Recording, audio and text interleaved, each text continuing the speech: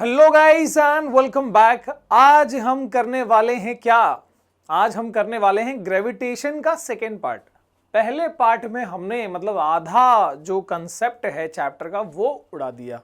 ठीक है, उड़ा दिया मतलब ऐसे नहीं उड़ाया हमने, मतलब मेहनत किया उसके पीछे। ठीक है, तो उसमें हमने केपलर्स लॉ पढ़ा, न्यूटन्स लॉ पढ़ा। ठीक है, और ग्रेविटी की वैल्यू कैसे वेरी करती है हाइट से, डेप्थ से, रोटेशन ऑफ अर्थ से, ठीक है, शेप ऑफ अर्थ से, वो सारी चीजें हमने वहां डिस्कस करी।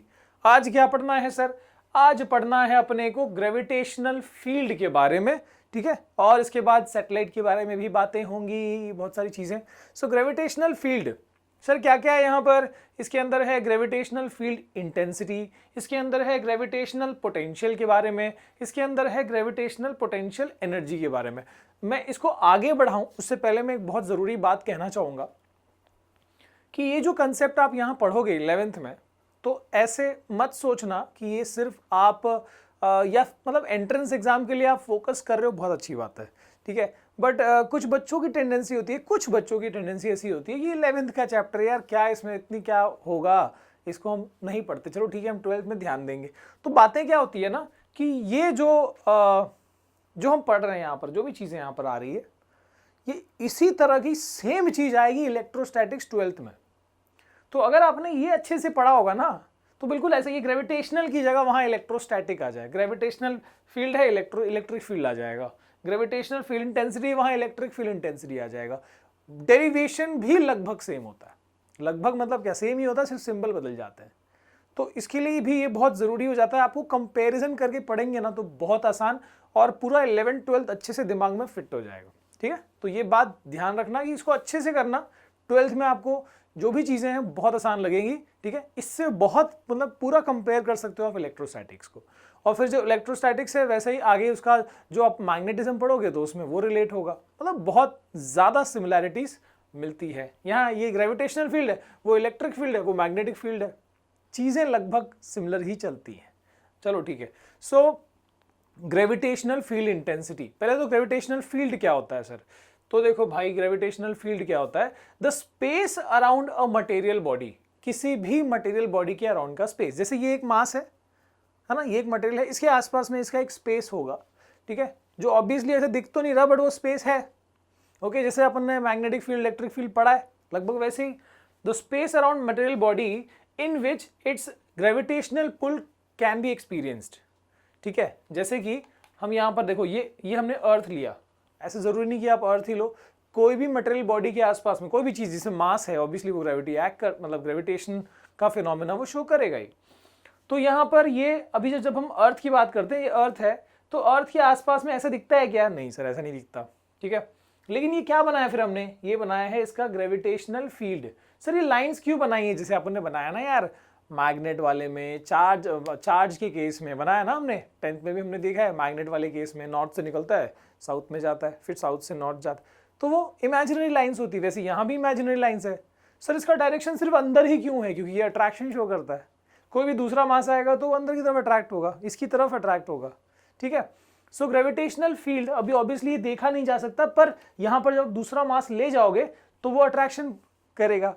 ठीक है, तो यानी इस फील्ड को, इस रेंज को, जहां तक इसका असर है, जहां तक इसका इलाका है, अगर दूसरा मास यहां पर आया तो ये इंफ्लुएंस करेगा, इस रेंज को हम ग्रेविटेशनल फील्ड कहते हैं। ठीक है, डायरेक्शन बस दिखा रहा हूं भाई, अट्रैक्शन है उसके लिए। आगे देखें sir, intensity of gravitational field. Now what is intensity of gravitational field? पहले तो हम ये समझ लेते हैं, डेफिनेशन देख लेते हैं। Intensity of gravitational field of a body. ठीक है, मैं इसको पहले से लिख रहा हूं ताकि आपका टाइम वेस्ट ना हो उन चीजों में। सो intensity of gravitational field of a body at a point in the field is defined as the force experienced by the body of unit mass placed at that point, provided the presence of unit mass does not disturb the original gravitational field। तो यहां पर अब थोड़ा सा हम समझने की कोशिश करते हैं। वैसे इंटेंसिटी क्या बताया जा रहा है? Force per unit mass, force on unit mass. ठीक है, अब इसको थोड़ा देखते हैं। चलो ये हमने एक मास ले लिया यहां पर। ठीक है, तो एक मिनट, ओके, तो ये हमने मास ले लिया और इसकी फील्ड ले लेते हैं। चलो ये उसकी फील्ड हो गई, ये ग्रेविटेशनल फील्ड हो गई, ठीक है, इस मास की ये ग्रेविटेशनल फील्ड हो गई। अब हमको क्या लेना है यहाँ पर, डेफिनेशन को मैं समझाता हूँ इसी डायग्राम के थ्रू। क्या लेना है हमको? हमको लेना है यूनिट मास, ठीक है। तो हमने ले लिया, मान लो यहाँ पर यूनिट मास क्या, 1 kg। यूनिट का मतलब क्या होता है, 1 होता है। तो हमने ले लिया 1 kg का एक मास ले लिया जो इधर रख दिया, ठीक है, इस पॉइंट ए पे। अब ये वाली पॉइंट पे gravitational intensity of gravitational field, मान लो मैं आई निकालना चाहता हूं कि आई की वैल्यू क्या है, वही है डेफिनेशन में, है ना। सो द इंटेंसिटी ऑफ, अब देखो वापस से देखो, intensity of gravitational field of a body at a point in the field. So this is point in the field, यहां का हमको इंटेंसिटी निकालना है, अच्छी बात है। Is defined as the force experienced by the body, यानी ऑब्वियसली आपको बात है कि भाई इस पे आप मास रखोगे तो इसकी फील्ड की असर अंदर है, तो ये इसके ऊपर फोर्स एक्सर्ट करेगा, अट्रैक्शन, बिकॉज ग्रेविटेशन में तो सिर्फ अट्रैक्शन ही होता है।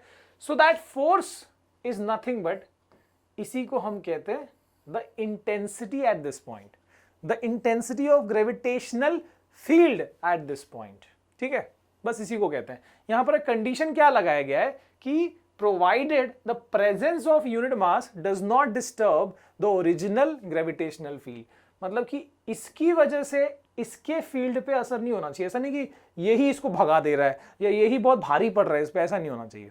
तो कंपैरिजन में ये सोर्स मास थोड़ा हैवी हो और ये टेस्ट मास थोड़ा सा हल्का, मतलब उसकी कंपैरिजन में नेग्लिजिबल है उसका मास, तो तब जाके ये चीज ज्यादा सेट बैठेगी, ठीक है। अच्छा, तो सर ये m नॉट की कहानी कहां से आई, देख लेते हैं। तो अगर इस पॉइंट पे हमको निकालना था इंटेंसिटी, तो हमने इसके ऊपर का फोर्स पता कर लिया कि हाँ यूनिट मास वहां रखा, फोर्स पता कर लिया। अगर मान लो मुझे किसी और पॉइंट का निकालना है, जैसे मान लो कि मुझे एक पॉइंट में एक नजदीक पॉइंट ले रहा हूं बी, ए तो दूर था, ये बी नजदीक है, यहां पर हमने 1 kg मास रख लिया और उसके ऊपर जो फोर्स एक्सर्ट कर रहा है ये मास अट्रैक्शन का, वो नोट कर लिया, मान लो वो F1 है। So that will be the electric field intensity at this point, इस वाली पॉइंट का, बी वाली पॉइंट का इंटेंसिटी निकल जाएगा। तो मतलब कि फील्ड के अंदर जहां भी आपको, जिस भी पॉइंट पे आपको इलेक्ट्रिक फील्ड इंटेंसिटी निकालनी है, वहां पर एक यूनिट मास रख लो, 1 kg का मास रख लो, और वो कितना फोर्स एक्सर्ट हो रहा है, बस वही फोर्स क्या है, उस पॉइंट की इलेक्ट्रिक फील्ड इंटेंसिटी है। सर ये तो बहुत आसान हो गया, है ना। तो मतलब ऑब्वियस ही बात है, हमने पढ़ा है न्यूटन लॉ में कि जितना डिस्टेंस कम रहेगा फोर्स ज्यादा रहेगा, मतलब जितनी नजदीक वाली पॉइंट होगी उतना इंटेंसिटी ज्यादा होने वाला है, जितनी पॉइंट नजदीक होगी मास से उतना ग्रेविटेशनल इंटेंसिटी ज्यादा होगा। अच्छी बात है सर, ओके। तो ये m नॉट की कहानी क्या है, मैं इसको मिटाता हूं, मैं आपको और बताता हूं कि m नॉट कहां से आया। अब मान लो कि हमारे पास यूनिट मास है ही नहीं अवेलेबल, ठीक है, मेरे पास है ही नहीं यूनिट मास, कहां से लाऊं, इंटेंसिटी पता तो करना है, कहां से लाऊं। तो सिंपल है भाई, आप क्या करो कि उस पॉइंट पे जो भी मास अवेलेबल है, मान लो 5 किलो का मास अवेलेबल है, ठीक है, let that be called m not. 5 kg का मास अवेलेबल है, तो सर क्या हम इंटेंसिटी नहीं निकाल पाएंगे? बिल्कुल निकाल पाएंगे। 5 kg का मास यहां रख लो और ये कितना फोर्स एक्सर्ट कर रहा है वो देख लो, डिवाइड बाय 5 कर लो कि अगर 5 किलो पे मान लो वो 100 न्यूटन अप्लाई कर रहा है, तो 1 किलो पे कितना करेगा, 100/5 कर दिया, आ गया, कितना आ गया, 20 ठीक है। तो वो चीज जो है हम ऐसे निकाल सकते हैं, मतलब बहुत आसान है, इसके ऊपर का फोर्स निकाल लो और फिर फोर्स अपॉन जो गिवन मास है वो कर लो, that will be giving you the intensity at the point. आगे बात समझ में? Now hope that is clear. Intensity of gravitational field बहुत सिंपल है, फोर्स पर यूनिट मास, ठीक है, force per unit mass kept at that point, जो भी पॉइंट की हम बात कर रहे हैं, that's it, that is intensity of gravitational field. इससे सिंपल ज्यादा नहीं समझना, इतना काफी है, ओके। अब इसके बाद it is a vector quantity denoted by I. चलो ठीक है, आई तो है, पर वेक्टर क्वांटिटी कैसे हुआ? सिंपल है यार, ये स्केलर है, this is a scalar quantity, but this is a vector quantity. Vector को स्केलर से ऑपरेट करेंगे, रिजल्ट क्या आता है अपना, वेक्टर ही तो आता है ना। देन आगे बढ़ते हैं भाई। इन वेक्टर फॉर्म में आई को हम कैसे रिप्रेजेंट कर सकते हैं? सो अगेन दैट इज कैसे किया जाए, मैं इसको फिर से एक बार मिटा देता हूं, ठीक है। और हम देखते हैं कि वेक्टर फॉर्म में ऐसे क्यों लिखा गया है, कि हमको सर फोर्स का फॉर्मूला तो पता है। फोर्स का फॉर्मूला क्या होता है? ग्रेविटेशनल फोर्स का फॉर्मूला हमने पढ़ा है Gm/r², बराबर है ना? Gm/r²। मान लो ये पॉइंट का डिस्टेंस यहां से x है, ठीक है, तो फोर्स कितना हो जाएगा? अगर हमने यूनिट मास लिया है, मतलब स्मॉल m की वैल्यू 1 kg ली है, तो फोर्स कितना हो जाएगा? So in that case the force will be equal to g। देख लो, g इसका मास है कैपिटल M और स्मॉल m की वैल्यू तो 1 ही है, तो रहने दो, और ये डिस्टेंस कितना है? x, तो ये हो गया x²। So this is your intensity, यही है ना, यूनिट मास ले लिया तो इंटेंसिटी आ गई। सो इंटेंसिटी का फॉर्मूला क्या आया? Gm/x²। सर ये माइनस साइन क्या दिखा रहा है? बस सिंपल है यार, जब भी कहीं माइनस साइन आया मतलब समझो कि वो अट्रैक्शन बता रहा है। भाई ग्रेविटेशनल है, इसमें तो अट्रैक्टिव नेचर ही होता है, बस अट्रैक्शन ही तो करेगा। माइनस साइन आ गया, ठीक है। अच्छा, ये एक्स कैप क्या दिखा रहा है सर? आई और एक्स कैप में क्या डिफरेंस है? तो देखो, दिखा देता हूं कि एक्स कैप यानी यहां से इस पॉइंट का पोजीशन वेक्टर है वो, ठीक है, यूनिट वेक्टर अलोंग दिस, है ना। एक्स ये वाला वेक्टर है, एक्स। एक मिनट रुक जाओ, ये थोड़ा ज्यादा हो गया है, गहरा हो गया है थोड़ा सा। ओके, सो जब मैं कहता हूं कि ये वो पॉइंट है और यहां से ये इसका पोजीशन वेक्टर है वेक्टर एक्स, है ना, लेंथ तो एक्स है लेकिन यूनिट वेक्टर का डायरेक्शन, यूनिट वेक्टर क्या है उसके अलोंग का? एक्स कैप है। तो एक्स का डायरेक्शन ये है लेकिन फोर्स का डायरेक्शन ये रहने वाला है। तो आप ऐसे लॉजिकली भी देख सकते हो कि जो फोर्स और इंटेंसिटी का डायरेक्शन वो अट्रैक्शन में है। सो इंटेंसिटी जो है वो एक्स कैप के अपोजिट डायरेक्शन में एक्ट कर रहा है। एक्स कैप का डायरेक्शन ये है लेकिन फोर्स का डायरेक्शन ये है, तो ऑब्वियसली जो फोर्स का डायरेक्शन होता है वही इंटेंसिटी का डायरेक्शन होता है, राइट ना। जो फोर्स का डायरेक्शन है वही इंटेंसिटी का डायरेक्शन है। तो ये बताया जा रहा है कि एक्स कैप के अपोजिट डायरेक्शन में। ओके, सो ये बस एक्स कैप क्यों लिया है? बस ये बताने के लिए कि इसका डायरेक्शन, भाई दिस इज अ वेक्टर, वो दिखाने के लिए। और जब एक्स कैप के साथ यहाँ माइनस लगाया तो पता चल रहा है कि हाँ, जो इंटेंसिटी है या जो हमारा फोर्स पर यूनिट मास है वो एक्स के अपोजिट डायरेक्शन में। और एक और लॉजिक से हम क्या बोल सकते हैं कि नेगेटिव साइन बताता क्या है? नेगेटिव साइन बताता है अट्रैक्शन, फोर्स ऑफ अट्रैक्शन है यहाँ पर, ठीक है। आगे देखते हैं। अच्छा, वो तो बता दिया मैंने, नेगेटिव साइन अट्रैक्शन बता रहा है। Then yes, this intensity is equal to the acceleration of test charge placed there. Simple सी बात है भाई, हमको पता है कि फोर्स इज इक्वल टू क्या होता है? Mass into acceleration. मान लो m0 ले रहे हैं हम, मास को हमने m0 लिया है, तो यहाँ पर जब मैं फोर्स अपॉन m0 लिख रहा हूँ, इंटेंसिटी का वही फॉर्मूला, और ये चीज एक्सेलरेशन भी होती है। तो बेसिकली ये क्या बताता है? ये हमको यूनिट चार्ज के ऊपर जो एक्सेलरेशन एक्ट करेगा उस पॉइंट पे, वो भी बता रहा है कि उस पॉइंट पे आप 1 kg रखोगे, सॉरी चार्ज बोल दिया मैंने, मास पे, ठीक है, कि उस पॉइंट पे अगर आप 1 kg का मास रखोगे तो कितने एक्सेलरेशन उसके ऊपर एक्ट करेगा या कितने एक्सेलरेशन से मूव करेगा वो पता चल गया, है ना। सो ये हो गया अपना इंटेंसिटी ऑफ ग्रेविटेशनल फील्ड। अब क्या देखा? तो दूसरा पोटेंशियल था, ठीक है। अच्छा, यहां पर कुछ और बताया जा रहा है। What will be the SI unit and dimensional formula of intensity? क्या था अपना फॉर्मूला? क्या है इंटेंसिटी का? फोर्स पर यूनिट मास। तो एसआई यूनिट क्या बनेगी? फोर्स की यूनिट होती है न्यूटन, मास की होती है केजी, न्यूटन पर केजी हो गया। ओके, और इसके अलावा फोर्स अपॉन मास, अभी हमने बताया कि ये एक्सेलरेशन भी होता है। फोर्स अपॉन मास जो है वो एक्सेलरेशन भी होता है। तो आप सिंपली यहां पर इसको मीटर पर सेकंड स्क्वायर भी तो कह सकते हो, है ना। मीटर पर सेकंड स्क्वायर, इसको न्यूटन को खोलोगे तो वही आएगा, है ना। और उसके अकॉर्डिंग यहां पर डायमेंशनल फॉर्मूला भी बन जाएगा। आगे देखते हैं बच्चा लोग, ग्रेविटेशनल पोटेंशियल। अच्छा, ये क्या हो गया? ग्रेविटेशनल पोटेंशियल, ओके ठीक है। ग्रेविटेशनल पोटेंशियल क्या होता है सर? अभी हमने gravitational intensity of gravitational field देखी, अब हम ग्रेविटेशनल पोटेंशियल देखने जा रहे हैं, जिसको V लेटर से रिप्रेजेंट करते हैं, ठीक है। सर हमने पोटेंशियल डिफरेंस तो पढ़ा था 10th में, ये ग्रेविटेशनल पोटेंशियल क्या है? ये ग्रेविटेशन वाले में क्या है वो हमको पता लगेगा।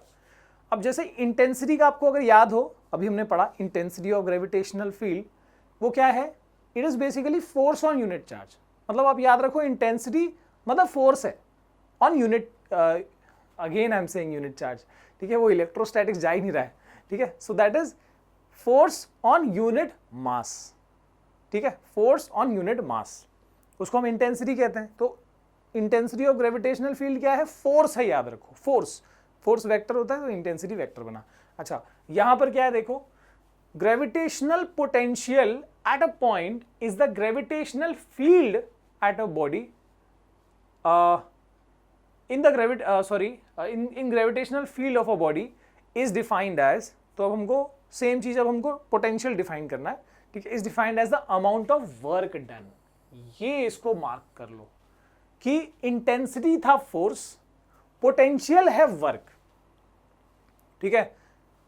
इंटेंसिटी ऑफ ग्रेविटेशनल फील्ड था फोर्स ऑन यूनिट मास, ये जो ग्रेविटेशनल पोटेंशियल है ये वर्क डन है, ठीक है, यहां भी यूनिट मास। सो किस बात का वर्क डन है, देखो work done in bringing a body of unit mass from infinity to that point without any acceleration, infinity to that point without any acceleration. Sir क्या है थोड़ा सा बताएंगे?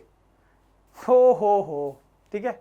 अब पहले तो ये देख लो कि फर्क क्या है, इंटेंसिटी वाले में था force on unit, force per unit मास, यहां पर क्या है वर्क डन पर यूनिट मास, भाई ठीक है। तो ये स्केलर होगा कि वेक्टर होगा बताओ, अभी सोचो स्केलर होगा कि वेक्टर होगा, वहां पर क्या था वो फोर्स अपॉन मास, तो फोर्स वेक्टर है तो वेक्टर बन गया, यहां पर वर्क भी स्केलर है मास भी स्केलर है तो पोटेंशियल भी स्केलर ही बनेगा, कहां से वेक्टर बनेगा। सो this is a scalar quantity, ठीक है, अच्छी बात है सर। सर वर्क कैसे स्केलर हुआ, वर्क तो फोर्स इंटू डिस्प्लेसमेंट है, फोर्स भी वेक्टर डिस्प्लेसमेंट भी वेक्टर, डॉट प्रोडक्ट है, ठीक है, जब दो वेक्टर्स का डॉट प्रोडक्ट होता है रिजल्ट हमेशा स्केलर होता है। So work is a dot product of force and displacement.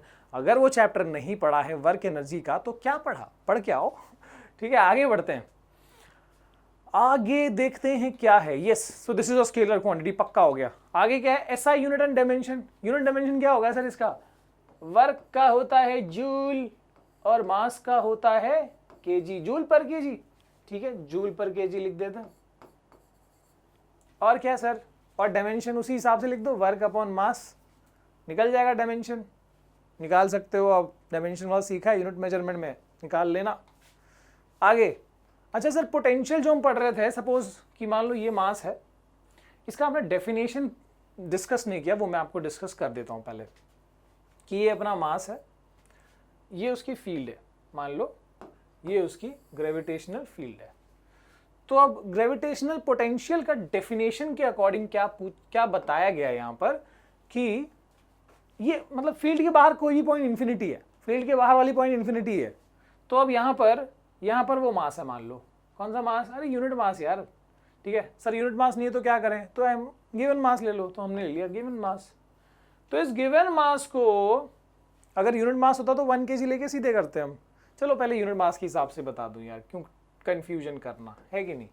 तो मान लो कि अपन ने यूनिट मास ले लिया सर, क्या ले लिया, यूनिट मास ले लिया, कितना, यूनिट मास कितना होता है भाई 1 kg।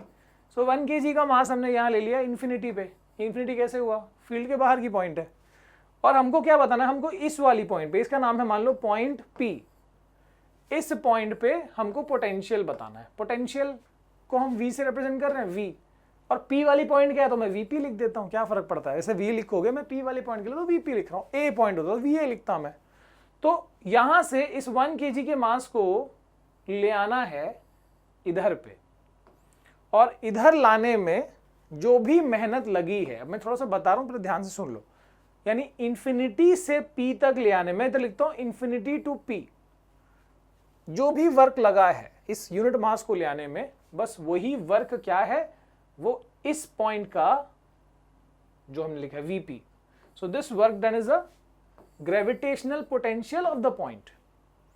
अगर मान लो किसी और पॉइंट का निकालना है तो उसको यूनिट इंफिनिटी से यूनिट मास को कहां लाना है, उस पॉइंट पे लाना है, यहां पर जो वर्क होगा वो इधर का पोटेंशियल हो जाएगा, सिंपल है, ठीक है।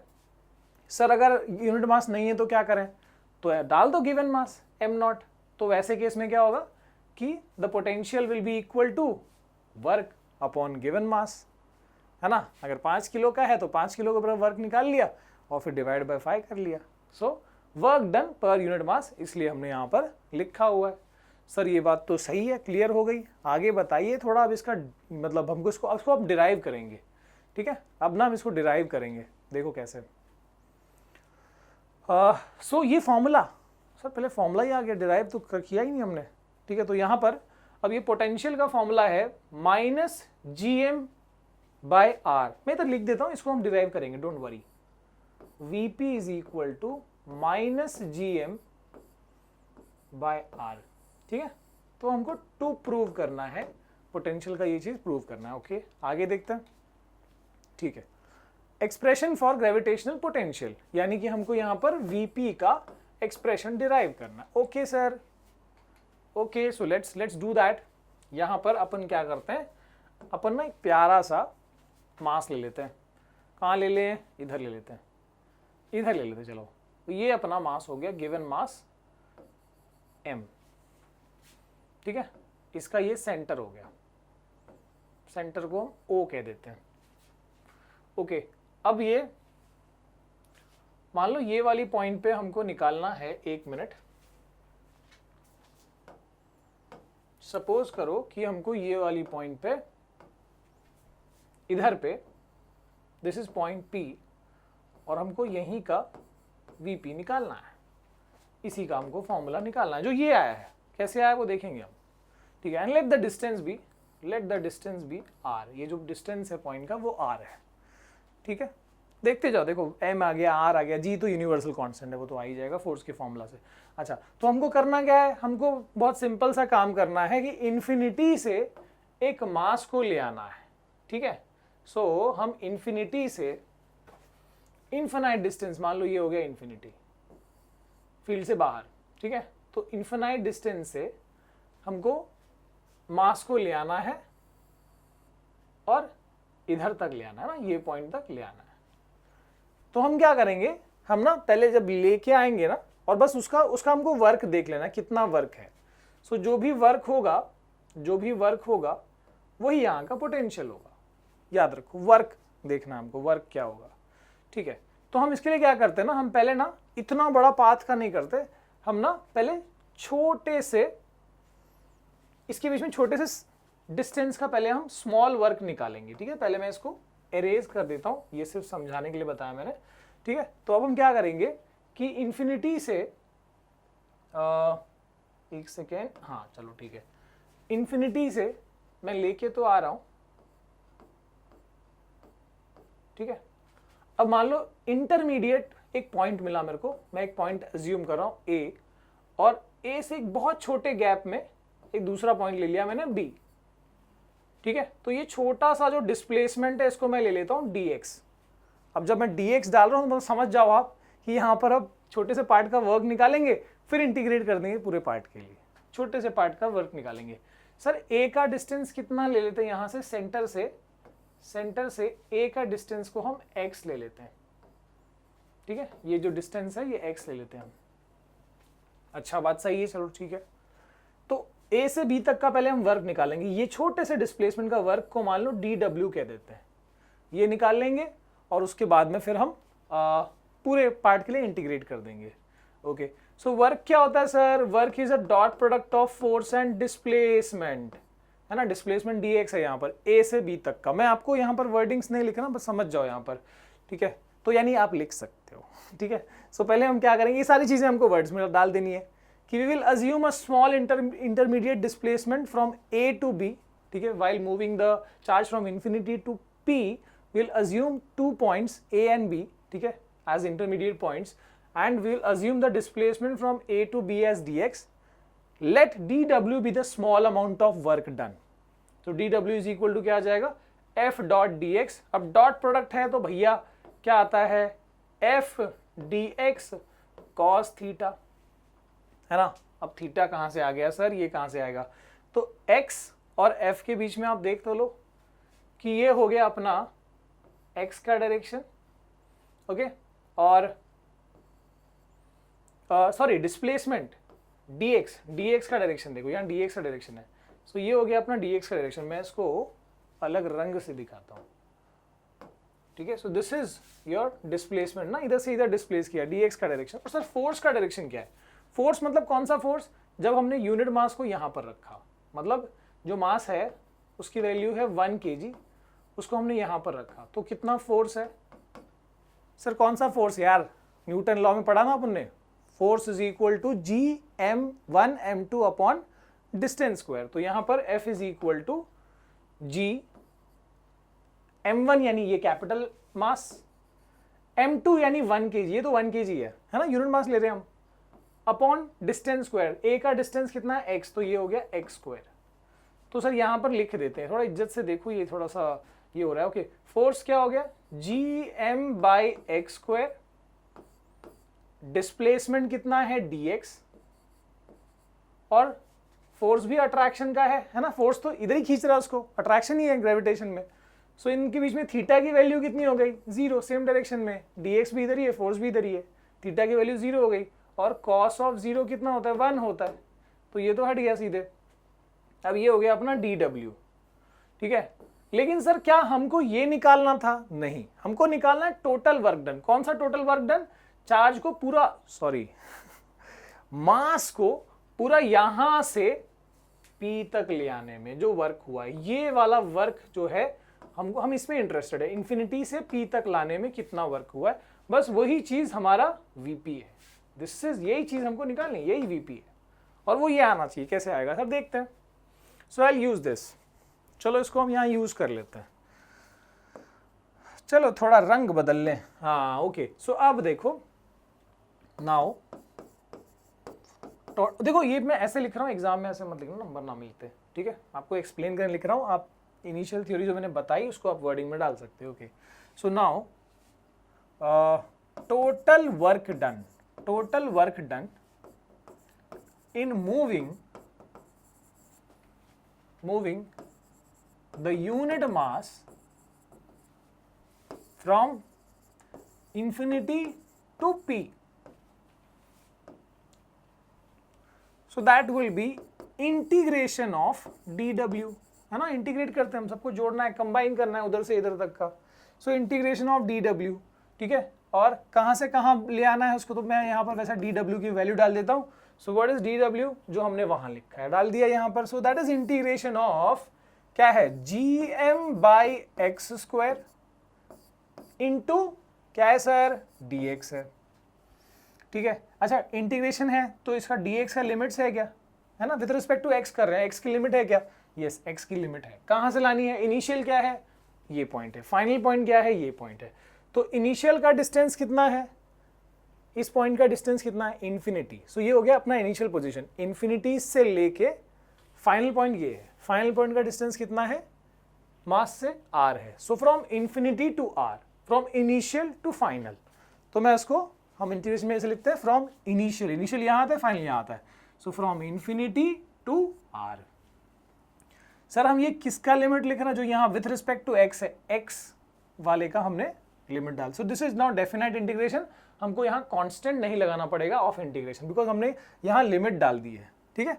सर इंटीग्रेशन नहीं आता, इंटीग्रेशन नहीं आता तो उसके लिए वीडियो बनी हुई है ठीक है। ये सब चीज़ें ऑर्डर में आपने अगर करा हुआ है, बेसिक फिजिक्स का जो अपना वीडियो है वो आप चेक कर सकते हो ऑन यूट्यूब, ठीक है। कैलकुलस डालो या फिर डेरिवेशन, इंटीग्रेशन, आप कोई भी चीज़ डालो विथ एडू मंत्रा तो आपको मिल जाएगा, ठीक है। ओके सर आगे देखते हैं, आगे क्या है। So therefore the work done, और वर्क डन ही अपना, यही वर्क डन को हम क्या बोलने वाले, वीपी। तो मैं यहीं से वीपी बना लेता हूँ, ठीक है। So this VP is equal to, अब ये जी कांस्टेंट है, ये तो यूनिवर्सल कांस्टेंट है, पूरा ब्रह्मांड कांस्टेंट है, और ये जो कैपिटल एम जो है ये इसका मास, ये उसके मूव करने से इसका मास थोड़ी बदलने वाला है। सो ये दो चीज़ें कांस्टेंट है, बाहर निकाल दी जी एम, ठीक है। अच्छा ये इंटीग्रेशन किसका होगा, सिर्फ एक्स ना, एक्स वेरिएबल है। सो एक्स स्क्वायर ये जो पार्ट है, तो यानी हमको एक्स स्क्वायर का इंटीग्रेशन करना है with respect to X under limit infinity से लेके R. So X 1/x square का इंटीग्रेशन का होता है भाई, 1/x स्क्वायर का -1/x होता है, बट स्टिल हम तुमका करके बताएगा, ठीक है।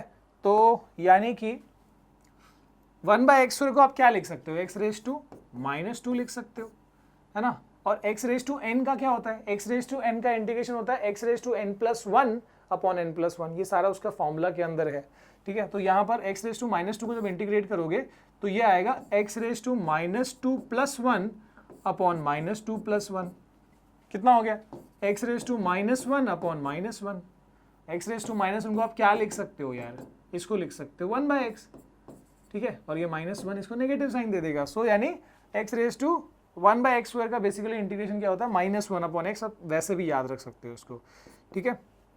फॉर्मूलाज याद करने होंगे, इंटीग्रेशन डेरिवेटिव भाई फिजिक्स कर रहे हैं, ओके। सो यहाँ पर ये हो गया 1/x with a negative sign, तो मैं नेगेटिव साइन को बाहर ले लेता हूँ, -gm को बाहर ले लेता हूँ, और यहाँ पर क्या हो गया, ये इंटीग्रेशन तो हमने कर लिया सर, क्या आया 1/x, -1/x आया था, माइनस साइन हमने यहाँ ले लिया।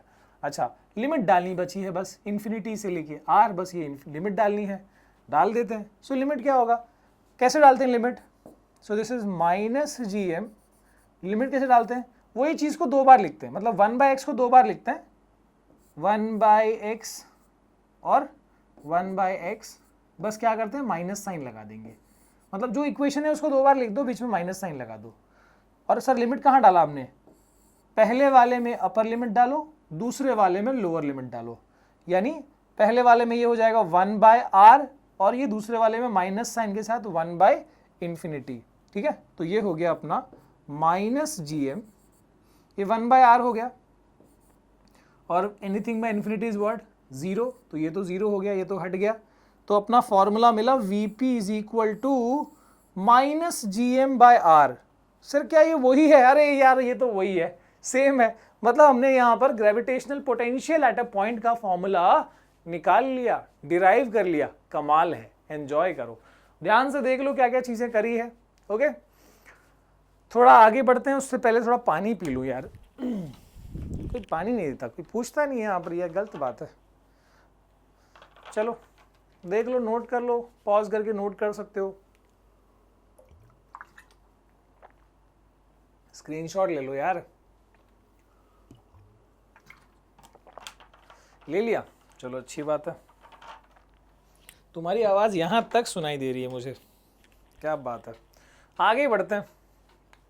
ओहो, more about gravitational potential, gravitational potential के बारे में कुछ और बातें, क्या है sir, it is negative, sir हमने पढ़ा ना, अभी तो पढ़ा ना यार, ये तो Vp is equal to -gm/r, negative तो है ही, नेगेटिव क्या बताता है भाई, अट्रैक्शनल नेचर है उसका।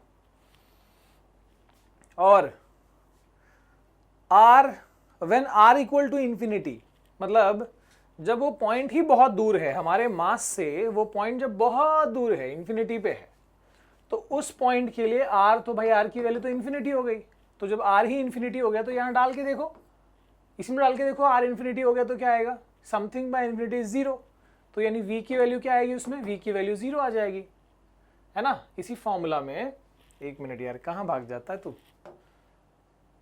ठीक है, तो हमारे फॉर्मूला में यानी v is equal to -gm/r में आप सिर्फ r को इंफिनिटी डाल लो, है ना, एनीथिंग बाय इंफिनिटी 0, तो यहाँ पर अपना v का वैल्यू क्या आ जाएगा, v का वैल्यू हो जाएगा 0, ठीक है। मतलब जब हमारे मास से पॉइंट बहुत दूर है, जो पॉइंट के हम निकालना चाहते हैं पोटेंशियल, वो बहुत दूर है, तो ऑब्वियसली वहाँ पर इस मास का थोड़ी ना असर बचेगा, इसका थोड़ी ना कुछ पोटेंशियल बचेगा वहाँ पर, है ना। जब पॉइंट बहुत दूर हो गया तो फिर कहाँ से पोटेंशियल बचेगा, ठीक है। So v equal to 0, hence gravitational potential is maximum, equal to 0 को मैक्सिमम कहते हैं एट इंफिनिटी। क्यों मैक्सिमम बोला गया, देखो तुम बोलोगे सर 0 हो गया ना वहाँ, तो मैक्सिमम कहाँ से हुआ, मैक्सिमम ही हुआ क्योंकि देखो यहाँ क्या है कि Vp is equal to -gm/r, समझ रहे हो, इधर नेगेटिव साइन है तो कुछ भी नंबर आएगा नेगेटिव ही आएगा, जितना नजदीक रखोगे उतना, मान लो कि मास यहाँ पर है, पॉइंट इधर है, ये माइनस, ये सॉल्व करने पे -10 आ रहा है, तो यानी यहाँ पोटेंशियल -10 हुआ, फिर मास तो यही है, पॉइंट को हम दूर ले जा रहे हैं, इधर का पोटेंशियल चेक किया -7 आ रहा है, इधर का पोटेंशियल चेक किया -5, -3, -2, -1, और एक पॉइंट पे 0 होगा, तो इसकी हाईएस्ट वैल्यू क्या हुई, ये नेगेटिव है भाई, तो 0 is the highest, so maximum value हो गई, ठीक है। अच्छा, और थोड़ी सी इसमें और लॉजिक है, और भी पेंच है कि सर माइनस साइन क्यों लगा रहे हैं, अगर अट्रैक्शन दिखाना तो मतलब माइनस साइन क्या बता रहा है। तो एक्चुअली देखो कि अगर मान लो ये मास m है, ठीक है, आपको बिना एक्सेलरेशन के मतलब एक्सेलरेट नहीं होना चाहिए बॉडी। बिना एक्सेलरेशन के इन्फिनिटी से एक चार्ज को सॉरी यार, ठीक है होता है, इन्फिनिटी से एक मास को यानी 1 kg के मास को मान लो हम इन्फिनिटी से इस पॉइंट पे ला रहे हैं। क्या लगता है आपको, क्या लगता है कि अगर फील्ड में आ गया तो ये वर्क करना पड़ेगा कि ये खुद खींच रहा होगा? अरे यार ये खुद अट्रैक्ट कर रहा होगा, बल्कि वो इतना अट्रैक्ट कर रहा होगा कि वो एक्सेलरेशन दे सकता है उसको। तो यानी ये बॉडी खुद इसको खींच रहा है, मुझे क्या करना है, मुझे रोकना है, मुझे इस डायरेक्शन में उसको रोकना है क्योंकि एक्सेलरेशन ना हो जाए, आई वांट दैट। तो मुझे ना इसको इस डायरेक्शन में फोर्स लगाना पड़ेगा, ठीक है, और तब यहाँ पर डिस्प्लेसमेंट होगा। यानी हम इसको फोर्स यहाँ लगा रहे हैं, डिस्प्लेसमेंट यहाँ कर रहे हैं, ठीक है। देखो 180 डिग्री हो गया, force into displacement, work is equal to क्या होता है, फोर्स इंटू डिस्प्लेसमेंट, बराबर है, वेक्टर प्रोडक्ट होता है। So F S cos of 180, cos of 180 क्या होता है, -1 होता है, इसलिए यहाँ वर्क क्या आता है, नेगेटिव, इसलिए अपना v क्या आ रहा है, वर्क इज v ना, तो v नेगेटिव लिखा जा रहा है।